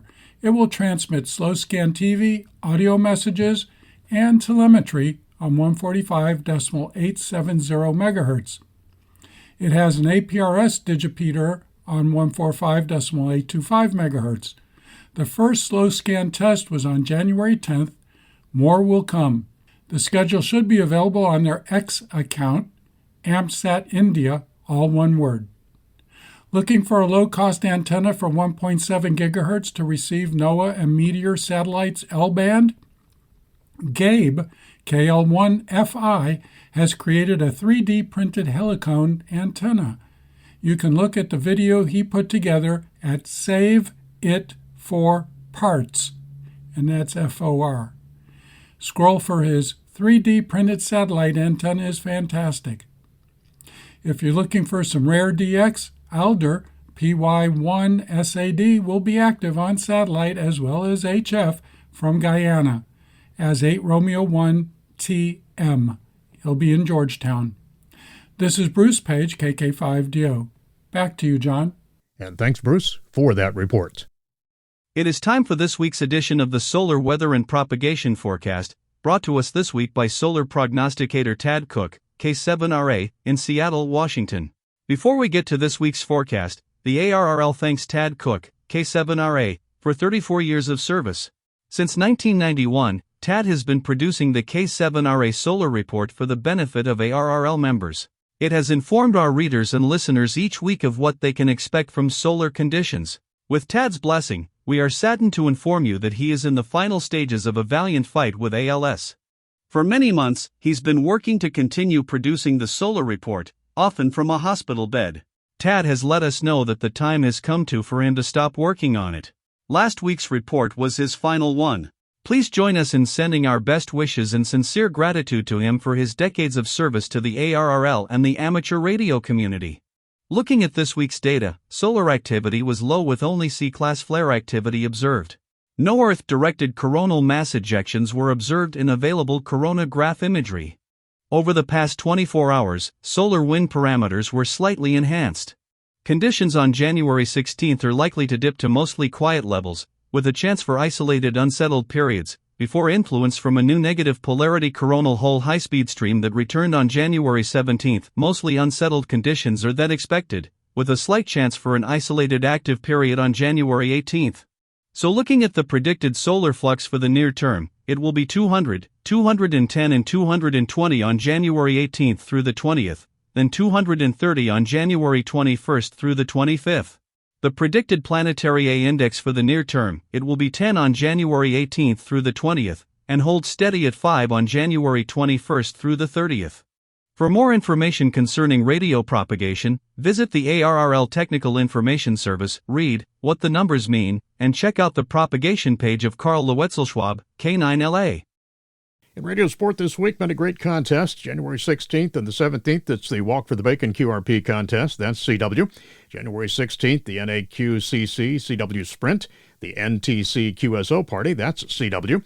January 18th and 19th, the Hungarian DX contest, CW and phone. Also January 18th and 19th, the ProDigi contest, that's digital. And on January 18th, the RSGB AFS contest, single sideband and phone. January 18th and 19th, the North America QSO Party, single sideband and phone. Also on January 18th and 19th, the NA Collegiate Championship, single sideband phone. And on January 18th through the 20th, the ARRL January VHF Contest, CW phone and digital. Remember to visit the ARRL contest calendar for more events and information. Upcoming Section State and Division Conventions, January 17th and 18th, it's the Kowtow Hamfest 25, hosting the ARRL North Texas Section Convention. That's in Forest Hills, Texas. January 31st to February 1st, the Jackson MS Capital City Hamfest 2025, hosting the ARRL Mississippi Section Convention. That's in Jackson, Mississippi. And on February 7th through the 9th, the Orlando Hamcation, hosting the ARRL Southeastern Division Convention. That's in Orlando, Florida. DXCC applications processing is back to typical processing times now. In October, we reported that ARRL DXCC systems had been returned to service following work that was completed to ensure the security and integrity of the system following the cyber attack in May. Over 4,000 DXCC applications have been logged into the system for processing since returning that system to service. We're currently processing applications submitted in December, and we continue to mail orders for paper DXCC certificates and endorsement stickers. There were 315 certificates mailed between December 27, 2024 and January 13, 2025. The Quarter Century Wireless Association has announced AMSAT student members Ruth Willett, KM4LAO, and Grace Papai, K8LG, as two of its 2024-25 scholarship winners. Ruth was the first licensed in 2015 and passed her extra in May of 2016. She was the first Carol Perry Young Professional Award winner in 2023 and named the ARRL Hiram Percy Maxim Memorial Award recipient in 2018. Ruth is heavily involved in the Youth on the Air initiative in the Americas. She's assistant director, satellite workshop leader, and a member of the Youth Planning Committee. She attended the first ever Youth on the Air camp in Region 2 in 2021, both learning as a camper and teaching as the satellite workshop leader. During the camp, she served as the YOTA host for the first scheduled contact with an astronaut through the ARIS program. She's a member of the ARRL, the Gwinnett Amateur Radio Society, the North Fulton Amateur Radio League, the Genesee County Radio Club, the Amateur Radio Club of Columbia County, the Young Ladies Radio League, the Young Amateur Communications Ham Team, AMSAT, CWOPS, and the Straight Key Century Club. Ruth attended Kettering University in Michigan and graduated with a double major in engineering physics and mechanical engineering with a minor in acoustics. She's currently a graduate student at Penn State University, pursuing a Master of Science in acoustics. Grace Pepe, K8LG. Grace was third generation, 19 years, amateur radio operator from Holland, Michigan.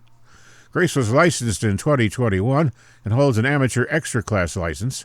She enjoys communicating via amateur satellites and has so far achieved via satellite DXCC, VUCC, WAS, and WAZ. She's actively working towards the AMSAT Gridmaster Award. Grace has participated in many contests, both as a single-op, multi-operator, and multi-multi. Grace has participated in many major contests, including WAE sweepstakes and several CQWW contests. She was a member of the 2023 K3LR CQWW phone team and the 24 J62K CQ WWWPX phone team.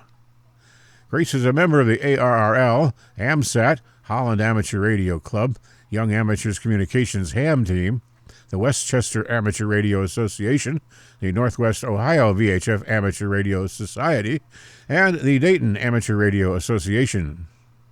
Grace is attending Cedarville University in Cedarville, Ohio, where she's studying electrical engineering. There are two great contests for amateur radio operators this weekend, January 18th through the 20th, 2025, and a bonus opportunity for a college club station to win a national championship. John Ross, Kilo Bravo 8, India Delta Juliet, has the details in this report. Whether you're interested in contesting on the HF bands, the VHF bands of 50 megahertz and above, or both, there's likely a contest to fit your needs this weekend. ARRL Contest Program Manager Paul Bork, N1SFE, said there is time to enjoy both the SSB weekend of the North American QSO Party, NAQP, and the ARRL January VHF contest. If you're an operator like me who enjoys phone contests on the HF bands and a VHF contester, this weekend offers an opportunity to enjoy both, said Bork. After the NAQP wraps up early Sunday morning, there's still plenty of time on Sunday afternoon and evening to join the fun on the frequencies above 50 megahertz when the VHF contesters are seeking contacts from news stations who haven't yet been on the air earlier in the contest. The North American QSO Party NAQP single sideband begins at 1800 UTC on Saturday, January 18th and concludes at 0559 UTC on Sunday, January 19th. The NAQP is a low-power only event, which makes for a lot more breathing room on the bands. The 12-hour format of the NAQP allows participants to do some great contesting, yet still have time for other activities during the weekend. Some operators choose to participate in the NAQP on Saturday and then get on the VHF bands for the January VHF contest on Sunday. For complete rules, visit the ncjwebsite.com, naqp-rules.pdf, and logs are due no later than 7 days after that contest is over. Colleges and universities in North America can also compete in the 2025 NA Collegiate Championship, which takes place as part of the NAQP. Stations use their college club call sign, and the station must be located on the college's physical campus. See the rules of the society on the Society of the Midwest Contesters website at www.w9smc.com/NACC, including details for registering your college or university via the contest online scoreboard and setting up logging software to report your scores. The ARRL January VHF contest begins at 1900 UTC Saturday, January 18th, and ends at 0359 UTC Monday, January 20th. For amateurs in the U.S. and Canada and their possessions, the goal is to work as many amateur stations as in many different degrees, 2 degrees, 1 degree, Maidenhead grid squares as possible, using authorized frequencies above 50 megahertz. I'm John Ross, KD8I-DJ. Stations in the rest of the world may only work stations in the United States, its possessions, and Canada. All legal modes are permitted. For complete contest rules, visit contests.arrl.org. You are listening to North America's premier news and information service for the amateur radio hobbyist. We are This Week in Amateur Radio.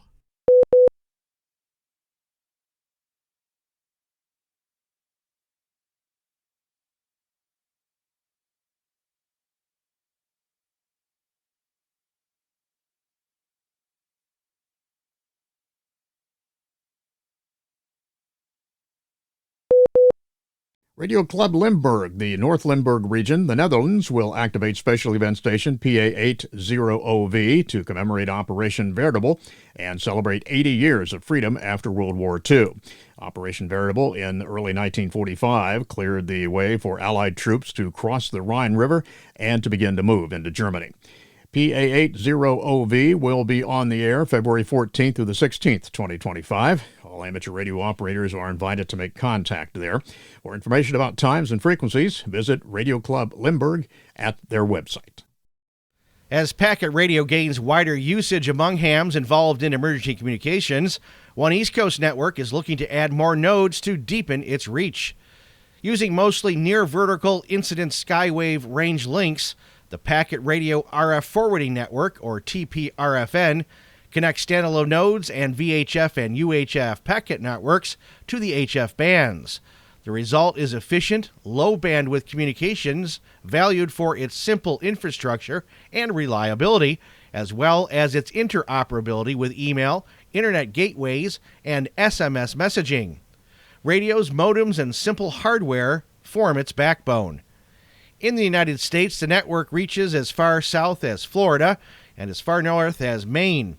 Operators are now hoping to create an NVIS link between Maine and New York and another one between Florida and Virginia. Just as important is its goal of adding more nodes, especially those connecting the East Coast to any states farther west.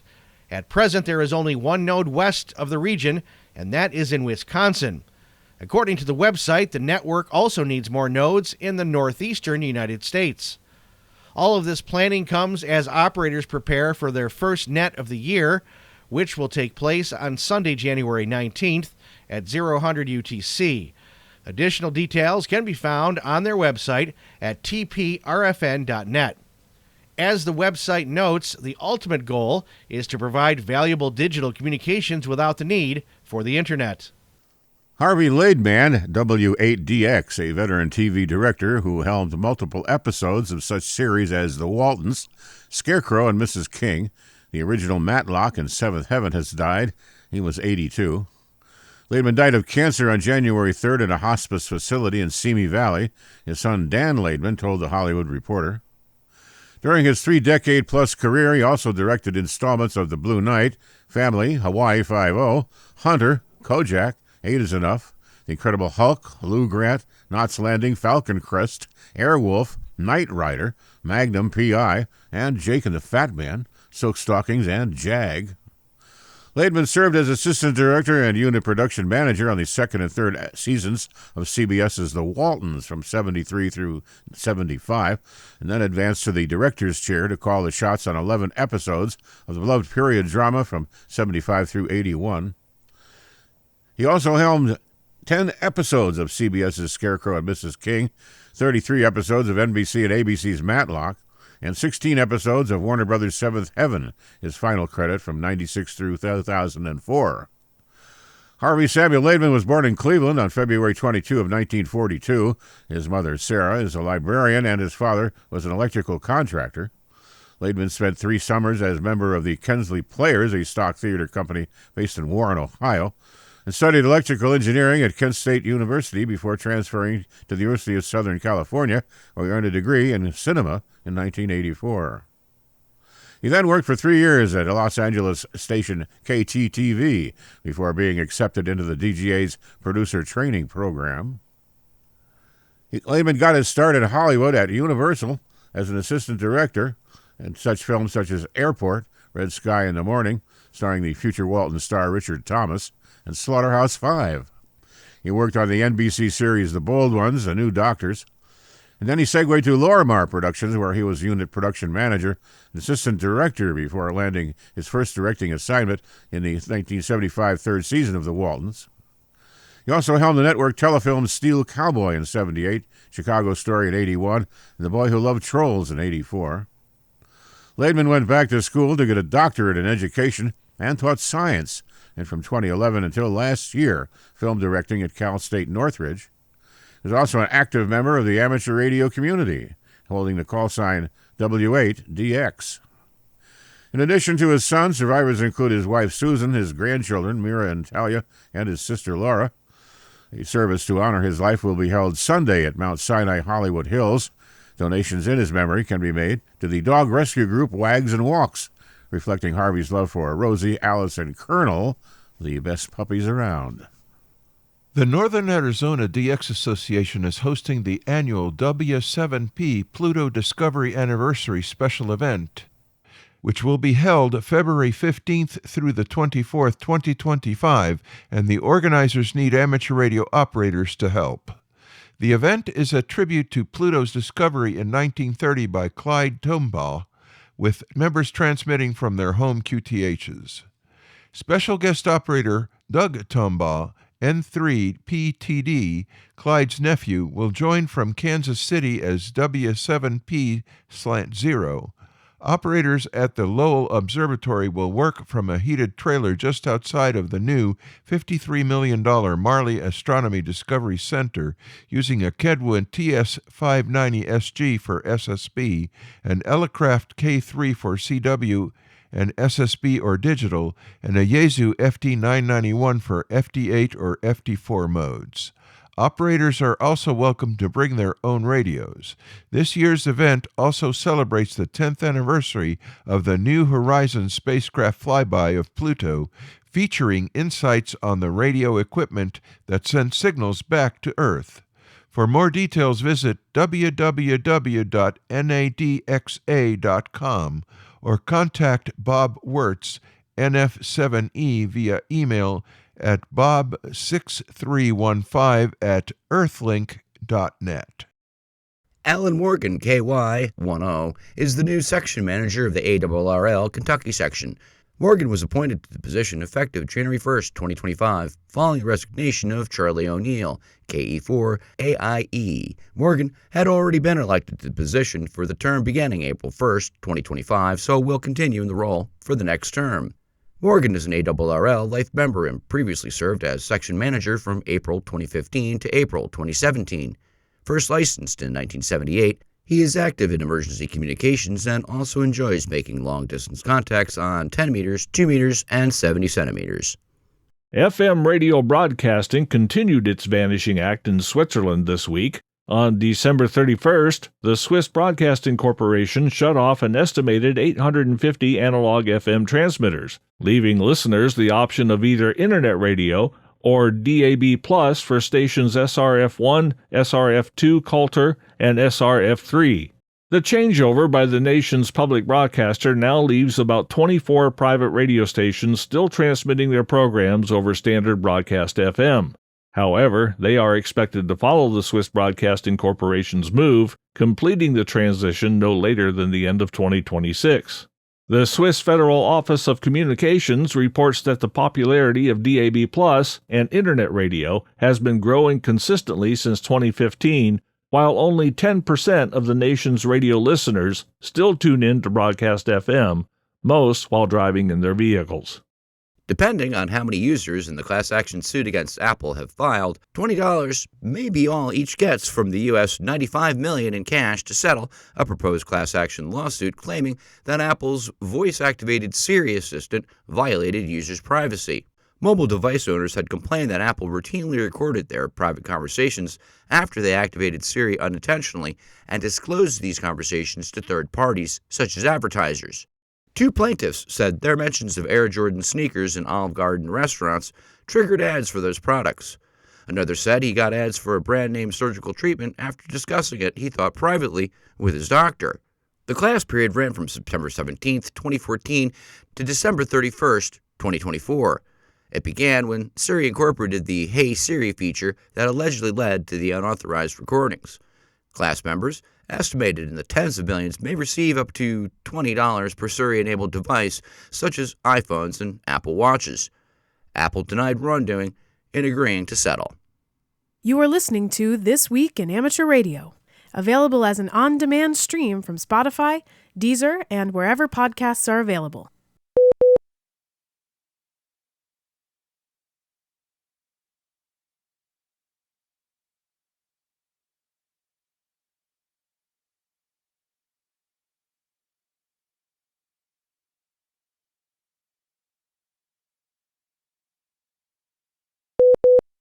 Former ARRL and Yaesu employee, World Radio Sport Team Championship competitor, and award-winning radio amateur Dennis Mochenbacher, K7BV, has become a silent key. Mochenbacher passed away on January 9, 2025, after a long illness. John Ross, KD8IDJ, is here with more.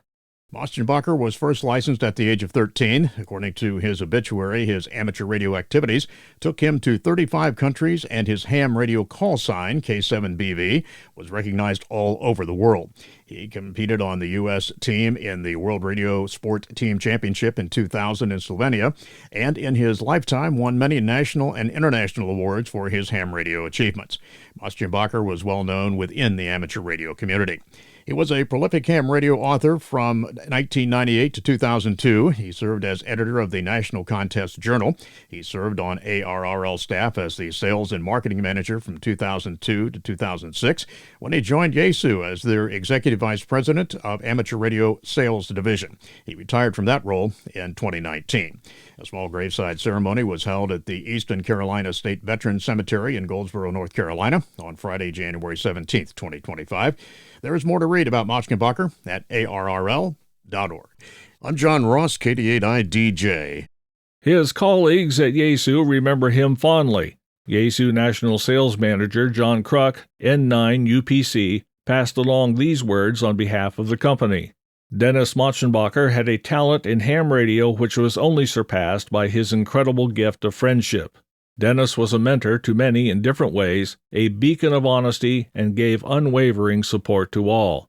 Words cannot express how grateful the Yaesu family was to have had him in our lives. Thank you for being you, for your wisdom, and for the joy you would bring to us each day, Dennis. We will forever cherish the moments we've shared with all our love and gratitude. Many others in amateur radio are recalling fond memories of Mochenbacher. ARRL copy editor Rich Moseson, W2VU, was the longtime editor of CQ magazine. He said Mochenbacher was one of the good guys. Dennis was a true friend to everyone in the ham radio industry and always had a positive outlook on the hobby and on life in general. Even through his health struggles, he managed to stay positive and offer support to others. He will be greatly missed by the ham community, and especially by those who had the privilege of working with him, said Moseson. His contest chops and warm presence in the hobby were complemented by his desire to serve others. Dennis loved amateur radio and worked tirelessly to support the community in so many ways, said ARRL Director of Marketing and Innovation Bob Inderbitson, NQ1R, who reported to Mochenbacher during his tenure on the ARRL staff. He goes on to say, "I'll never forget the day Dennis decided to travel to the coastal communities in the southeast that were devastated by Hurricane Katrina in 2005. He aided one of the largest response efforts by amateur radio operators in the United States. Dennis is survived by his brother, Larry Machenbacher, his sister, Susan Corbett Machenbacher, his wife, Leexa Machenbacher, his 2 children, Tiffany Stabu and Patrick Machenbacher, and 3 grandchildren, Ahmed, Aisha, and Sophia."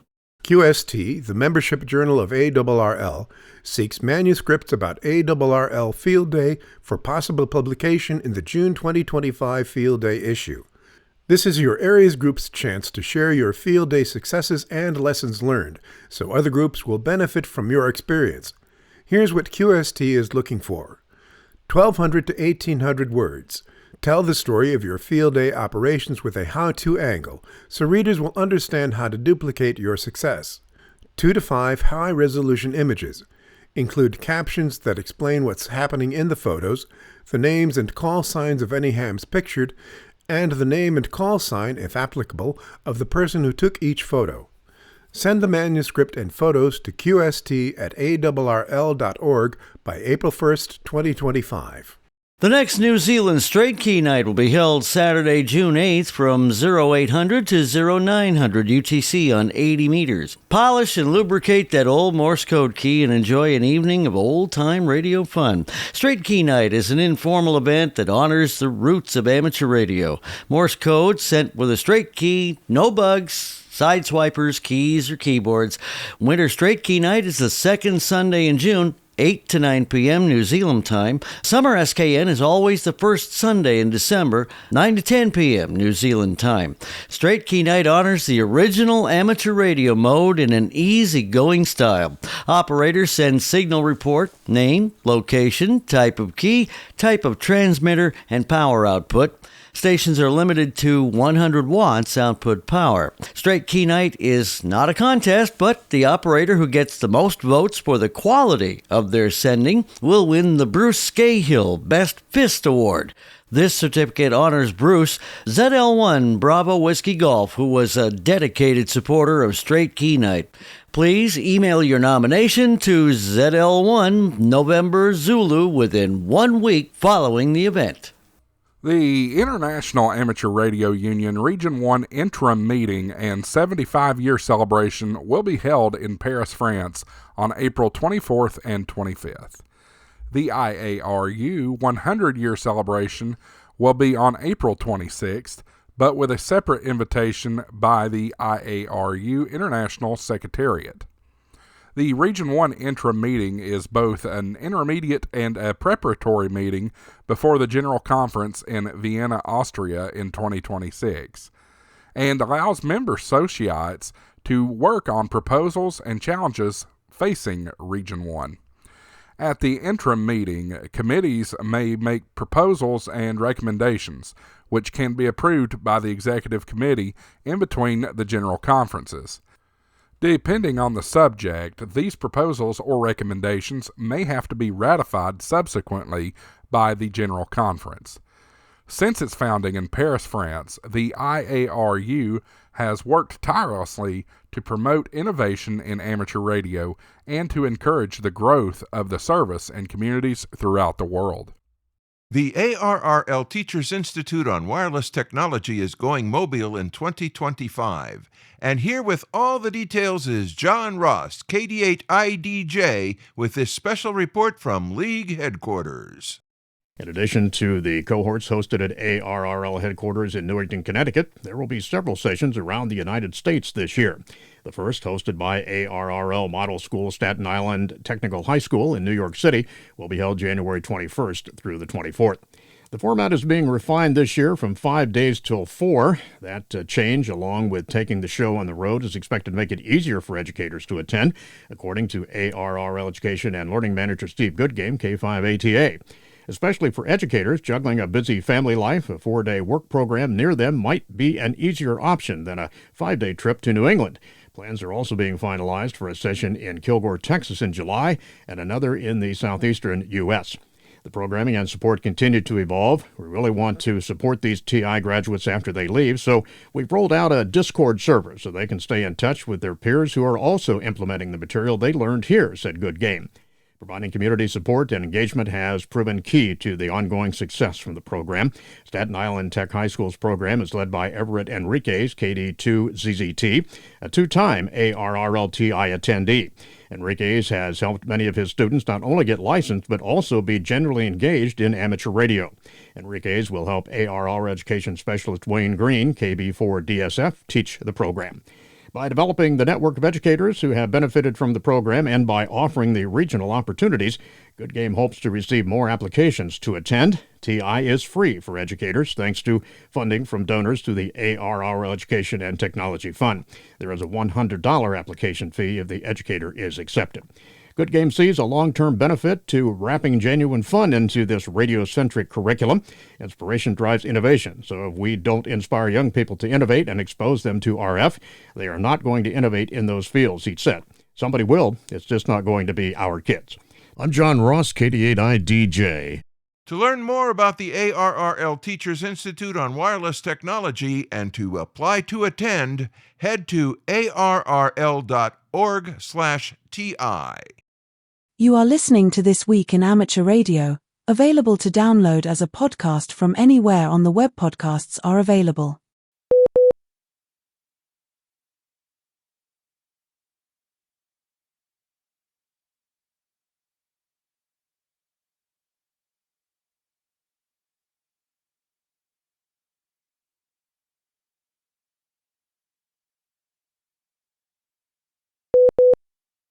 India has launched the SpaceX mission designed to perform the country's first autonomous docking experiment in space.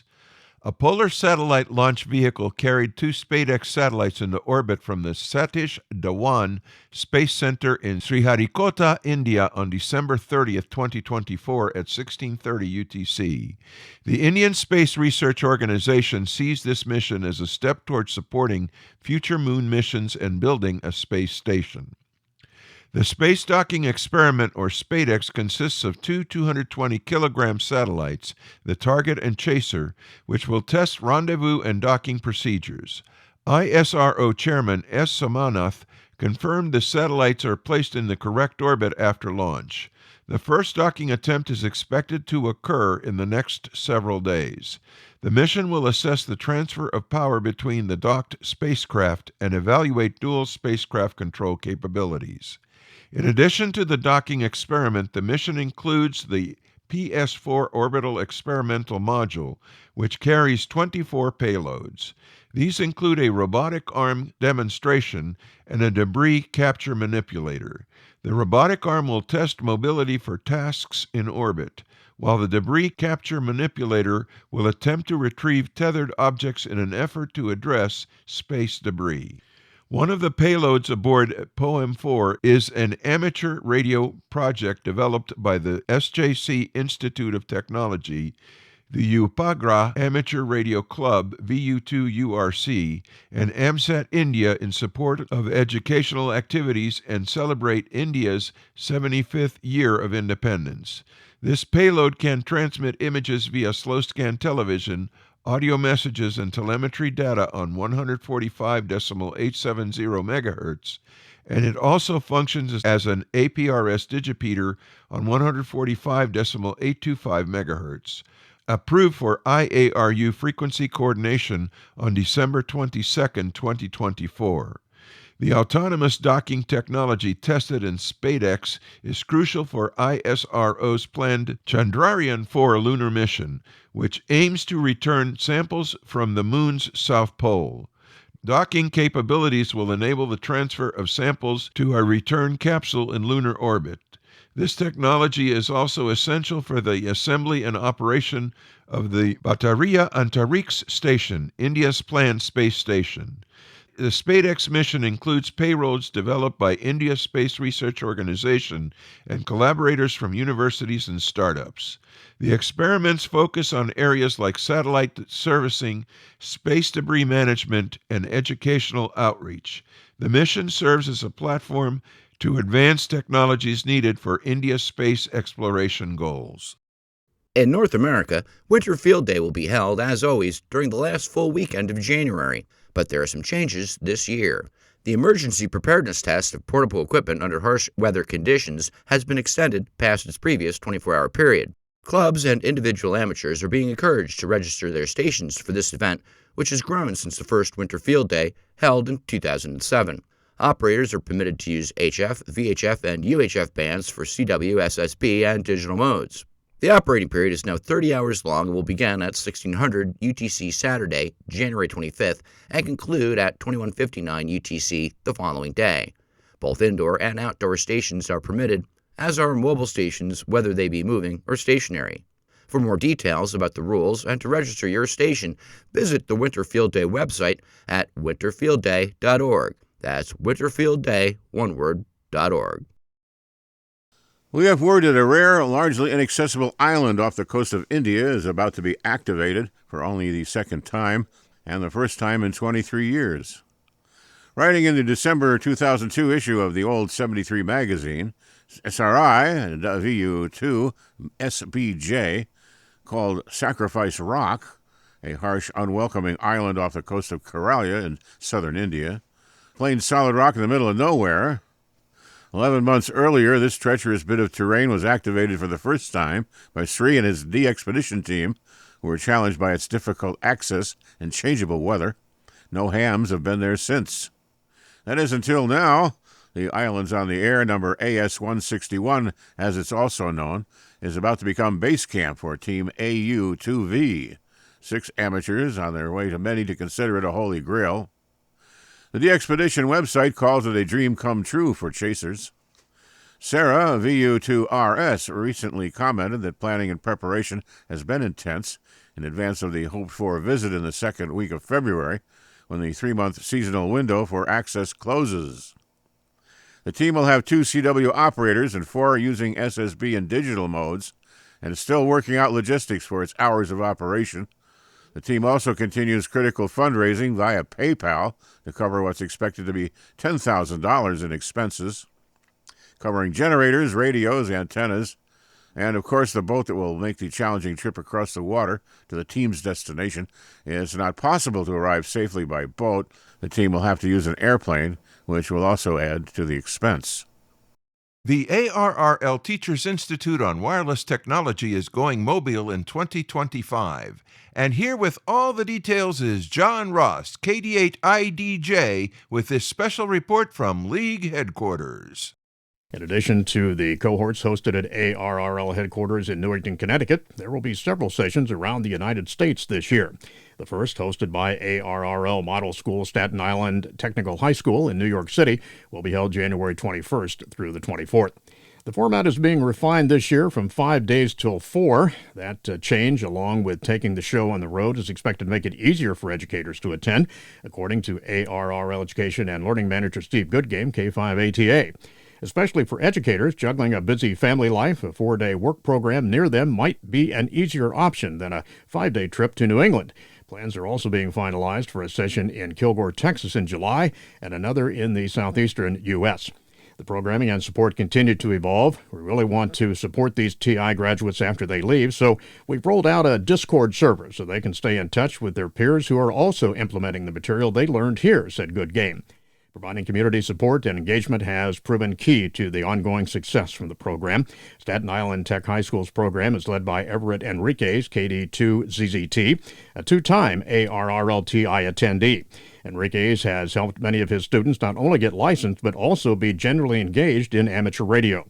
Enriquez will help ARR Education Specialist Wayne Green, KB4DSF, teach the program.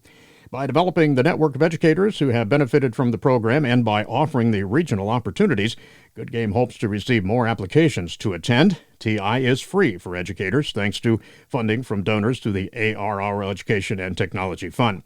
There is a $100 application fee if the educator is accepted. Goodgame sees a long-term benefit to wrapping genuine fun into this radio-centric curriculum. Inspiration drives innovation, so if we don't inspire young people to innovate and expose them to RF, they are not going to innovate in those fields, he said. Somebody will, it's just not going to be our kids. I'm John Ross, KD8IDJ. To learn more about the ARRL Teachers Institute on Wireless Technology and to apply to attend, head to arrl.org/TI. Mark your calendars for January 23rd. You just might work someone in the Royal Netherlands Army Signal Regiment during a one-day special event with a very specific purpose. To get Marines in the Netherlands more involved in amateur radio, the event will station PA-25MC and has a military mission, but one focused on education and friendship. The 23rd of January, the Royal Netherlands Army Signal Regiment, PI-4VBD, will be operating from various locations using military radios, some of them historical. There will also be a variety of operators.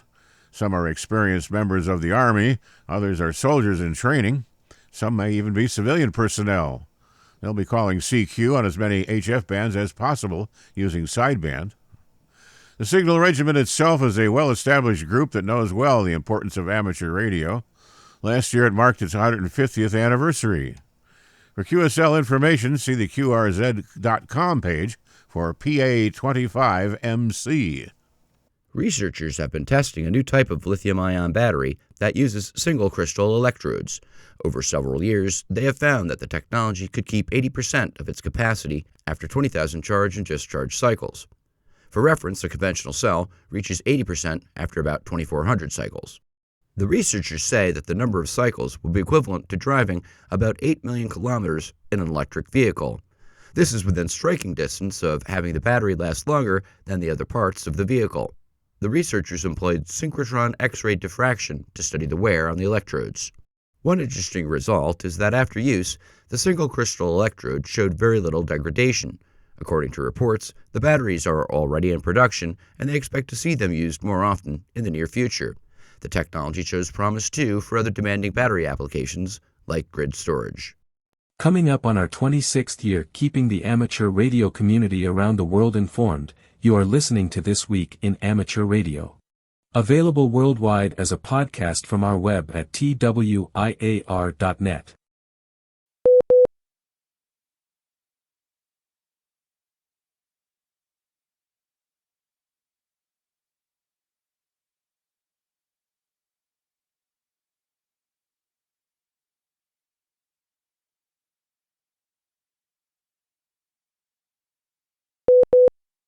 You know how you can fall down a rabbit hole when you start on a project?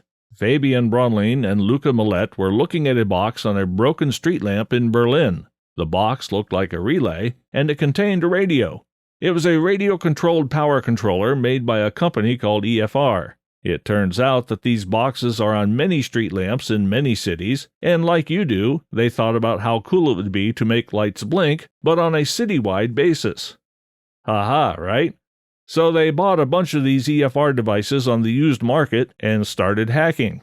They did a lot of background digging and found out that they could talk to the devices both over their local built-in IR port, but also over radio. Ironically, one of the best sources of help they found in reversing the protocol was in the form of actually pressing F1 in the manufacturer's configuration application. They discovered that once they knew some particulars about how a node was addressed, they could turn on and off a device like a street lamp, which they demo with a toy on stage. So far, so cute. But it turns out that these boxes are present on all sorts of power consumers and producers around Central Europe, used to control and counteract regional imbalances to keep the electrical grid stable. Which is to say that with the same setup as they had, maybe multiplied to a network of 1,000 transmitters, you could turn off enough power generation and turn on enough load to bring the entire power grid down to its knees. Needless to say, this is when they contacted both the manufacturer and the government. The good news is that there's a plan to transition to a better system that uses authenticated transmissions, and that plan has been underway since 2017. The bad news is that progress has been very slow and in some cases stalled out completely. The pair view their work here as providing regulators with some extra incentive to help get this important infrastructure modernization back on the front burner. For instance, it turns out that large power plants shouldn't be using these devices for control at all, and they estimate that fixing the oversight could take care of most of the threat with the least effort. National power grids are complicated machines to say the least, and the impact of a failure can be very serious. Just take a look at what happened in 2003 in the U.S. Northeast, for instance. And in the case of real grid failure, getting everything back online isn't as simple as just turning the switches back on again. As Fabian and Luca point out here, it's important to discover and disclose when legacy systems put the grid in potential danger. Our final story this week attempts to answer the question, why did late President Jimmy Carter save the Space Shuttle program? The Space Shuttle program, an enduring symbol of American ingenuity, came perilously close to cancellation in the late 1970s. With the recent passing of Jimmy Carter at age 100, a fascinating story has resurfaced. How the 39th president, despite his well-known skepticism toward manned spaceflight, played a critical role in rescuing the program.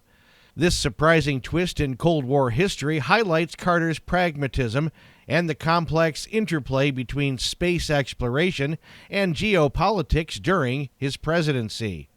This story first emerged during an interview with Chris Kraft, the former NASA Johnson Space Center director and a key architect of the Apollo program.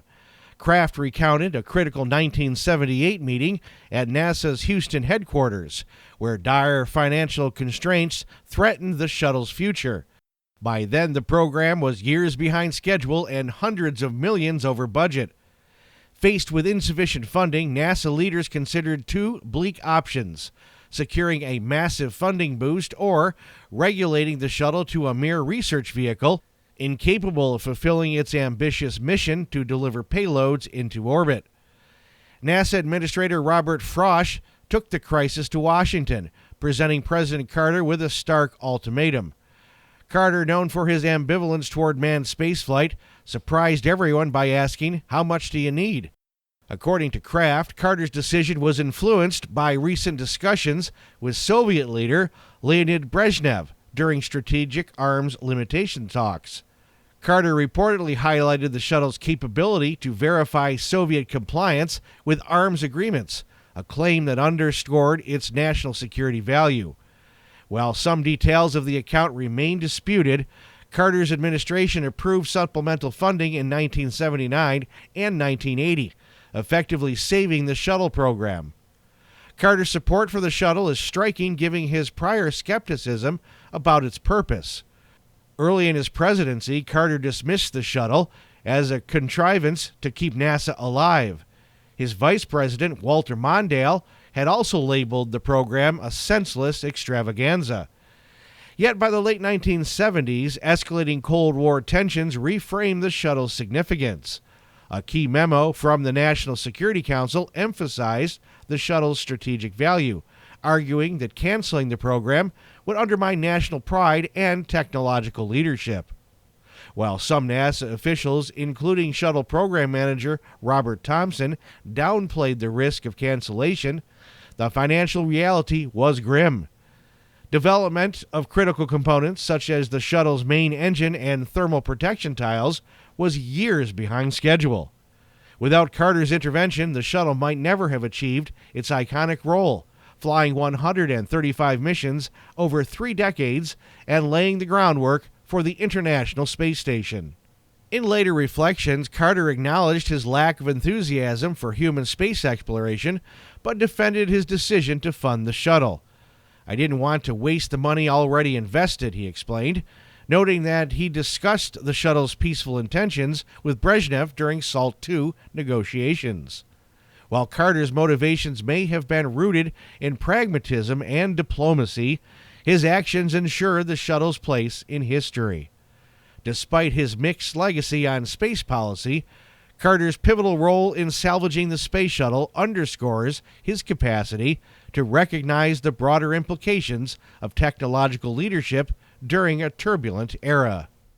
Hi, I'm Terry Saunders, N1KIN, one of the anchors for This Week in Amateur Radio, and I have a few questions. Do you have a good radio voice? Do you have a quiet recording space, own a professional broadcast microphone and DAW software, and know how to use them?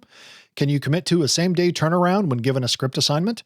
If you answered yes to all of these questions, and you're willing to volunteer your time to give a little something back to the ham radio hobby, then lend us your voice and join our anchor team for This Week in Amateur Radio.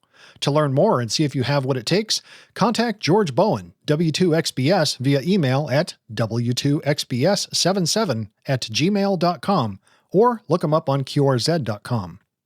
This Week in Amateur Radio is heard around the country and around the world on great repeater systems like the CQ0UTRZ repeater on 439.175 MHz in Sierra Aristal in Portugal, covering Porto to Lira. Many of the news and information items heard in this edition of This Week in Amateur Radio have been provided by the American Radio Relay League, the ARRL Audio News Service, and the ARRL Letter, AMSAT, the Radio Amateurs of Canada, the Shortwave Listening Post, the Federal Communications Commission, the Radio Society of Great Britain, and Ofcom, the South African Radio League, the International Amateur Radio Union, the Wireless Institute of Australia and the Australian Communications and Media Authority, the New Zealand Association of Radio Transmitters, the Amateur Radio Newsline, the Rain Hamcast, Eric Guth, 4Z1UG and QSO Today, QRZ.com, the International Telecommunications Union, the 425DX News, Parks on the Air, and the Soda Reflector, and various news sources on the Internet. With special thanks to all our weekly news sources and to you, our listeners, that wraps up this edition of This Week in Amateur Radio. If you'd like to write to us, you can find everything you need, including archive editions of the news service, at our website at twiar.net. And now, for all of us at This Week in Amateur Radio headquarters and our news team around the world, this is Chris Perrine, KB2FAF, wishing you a 73.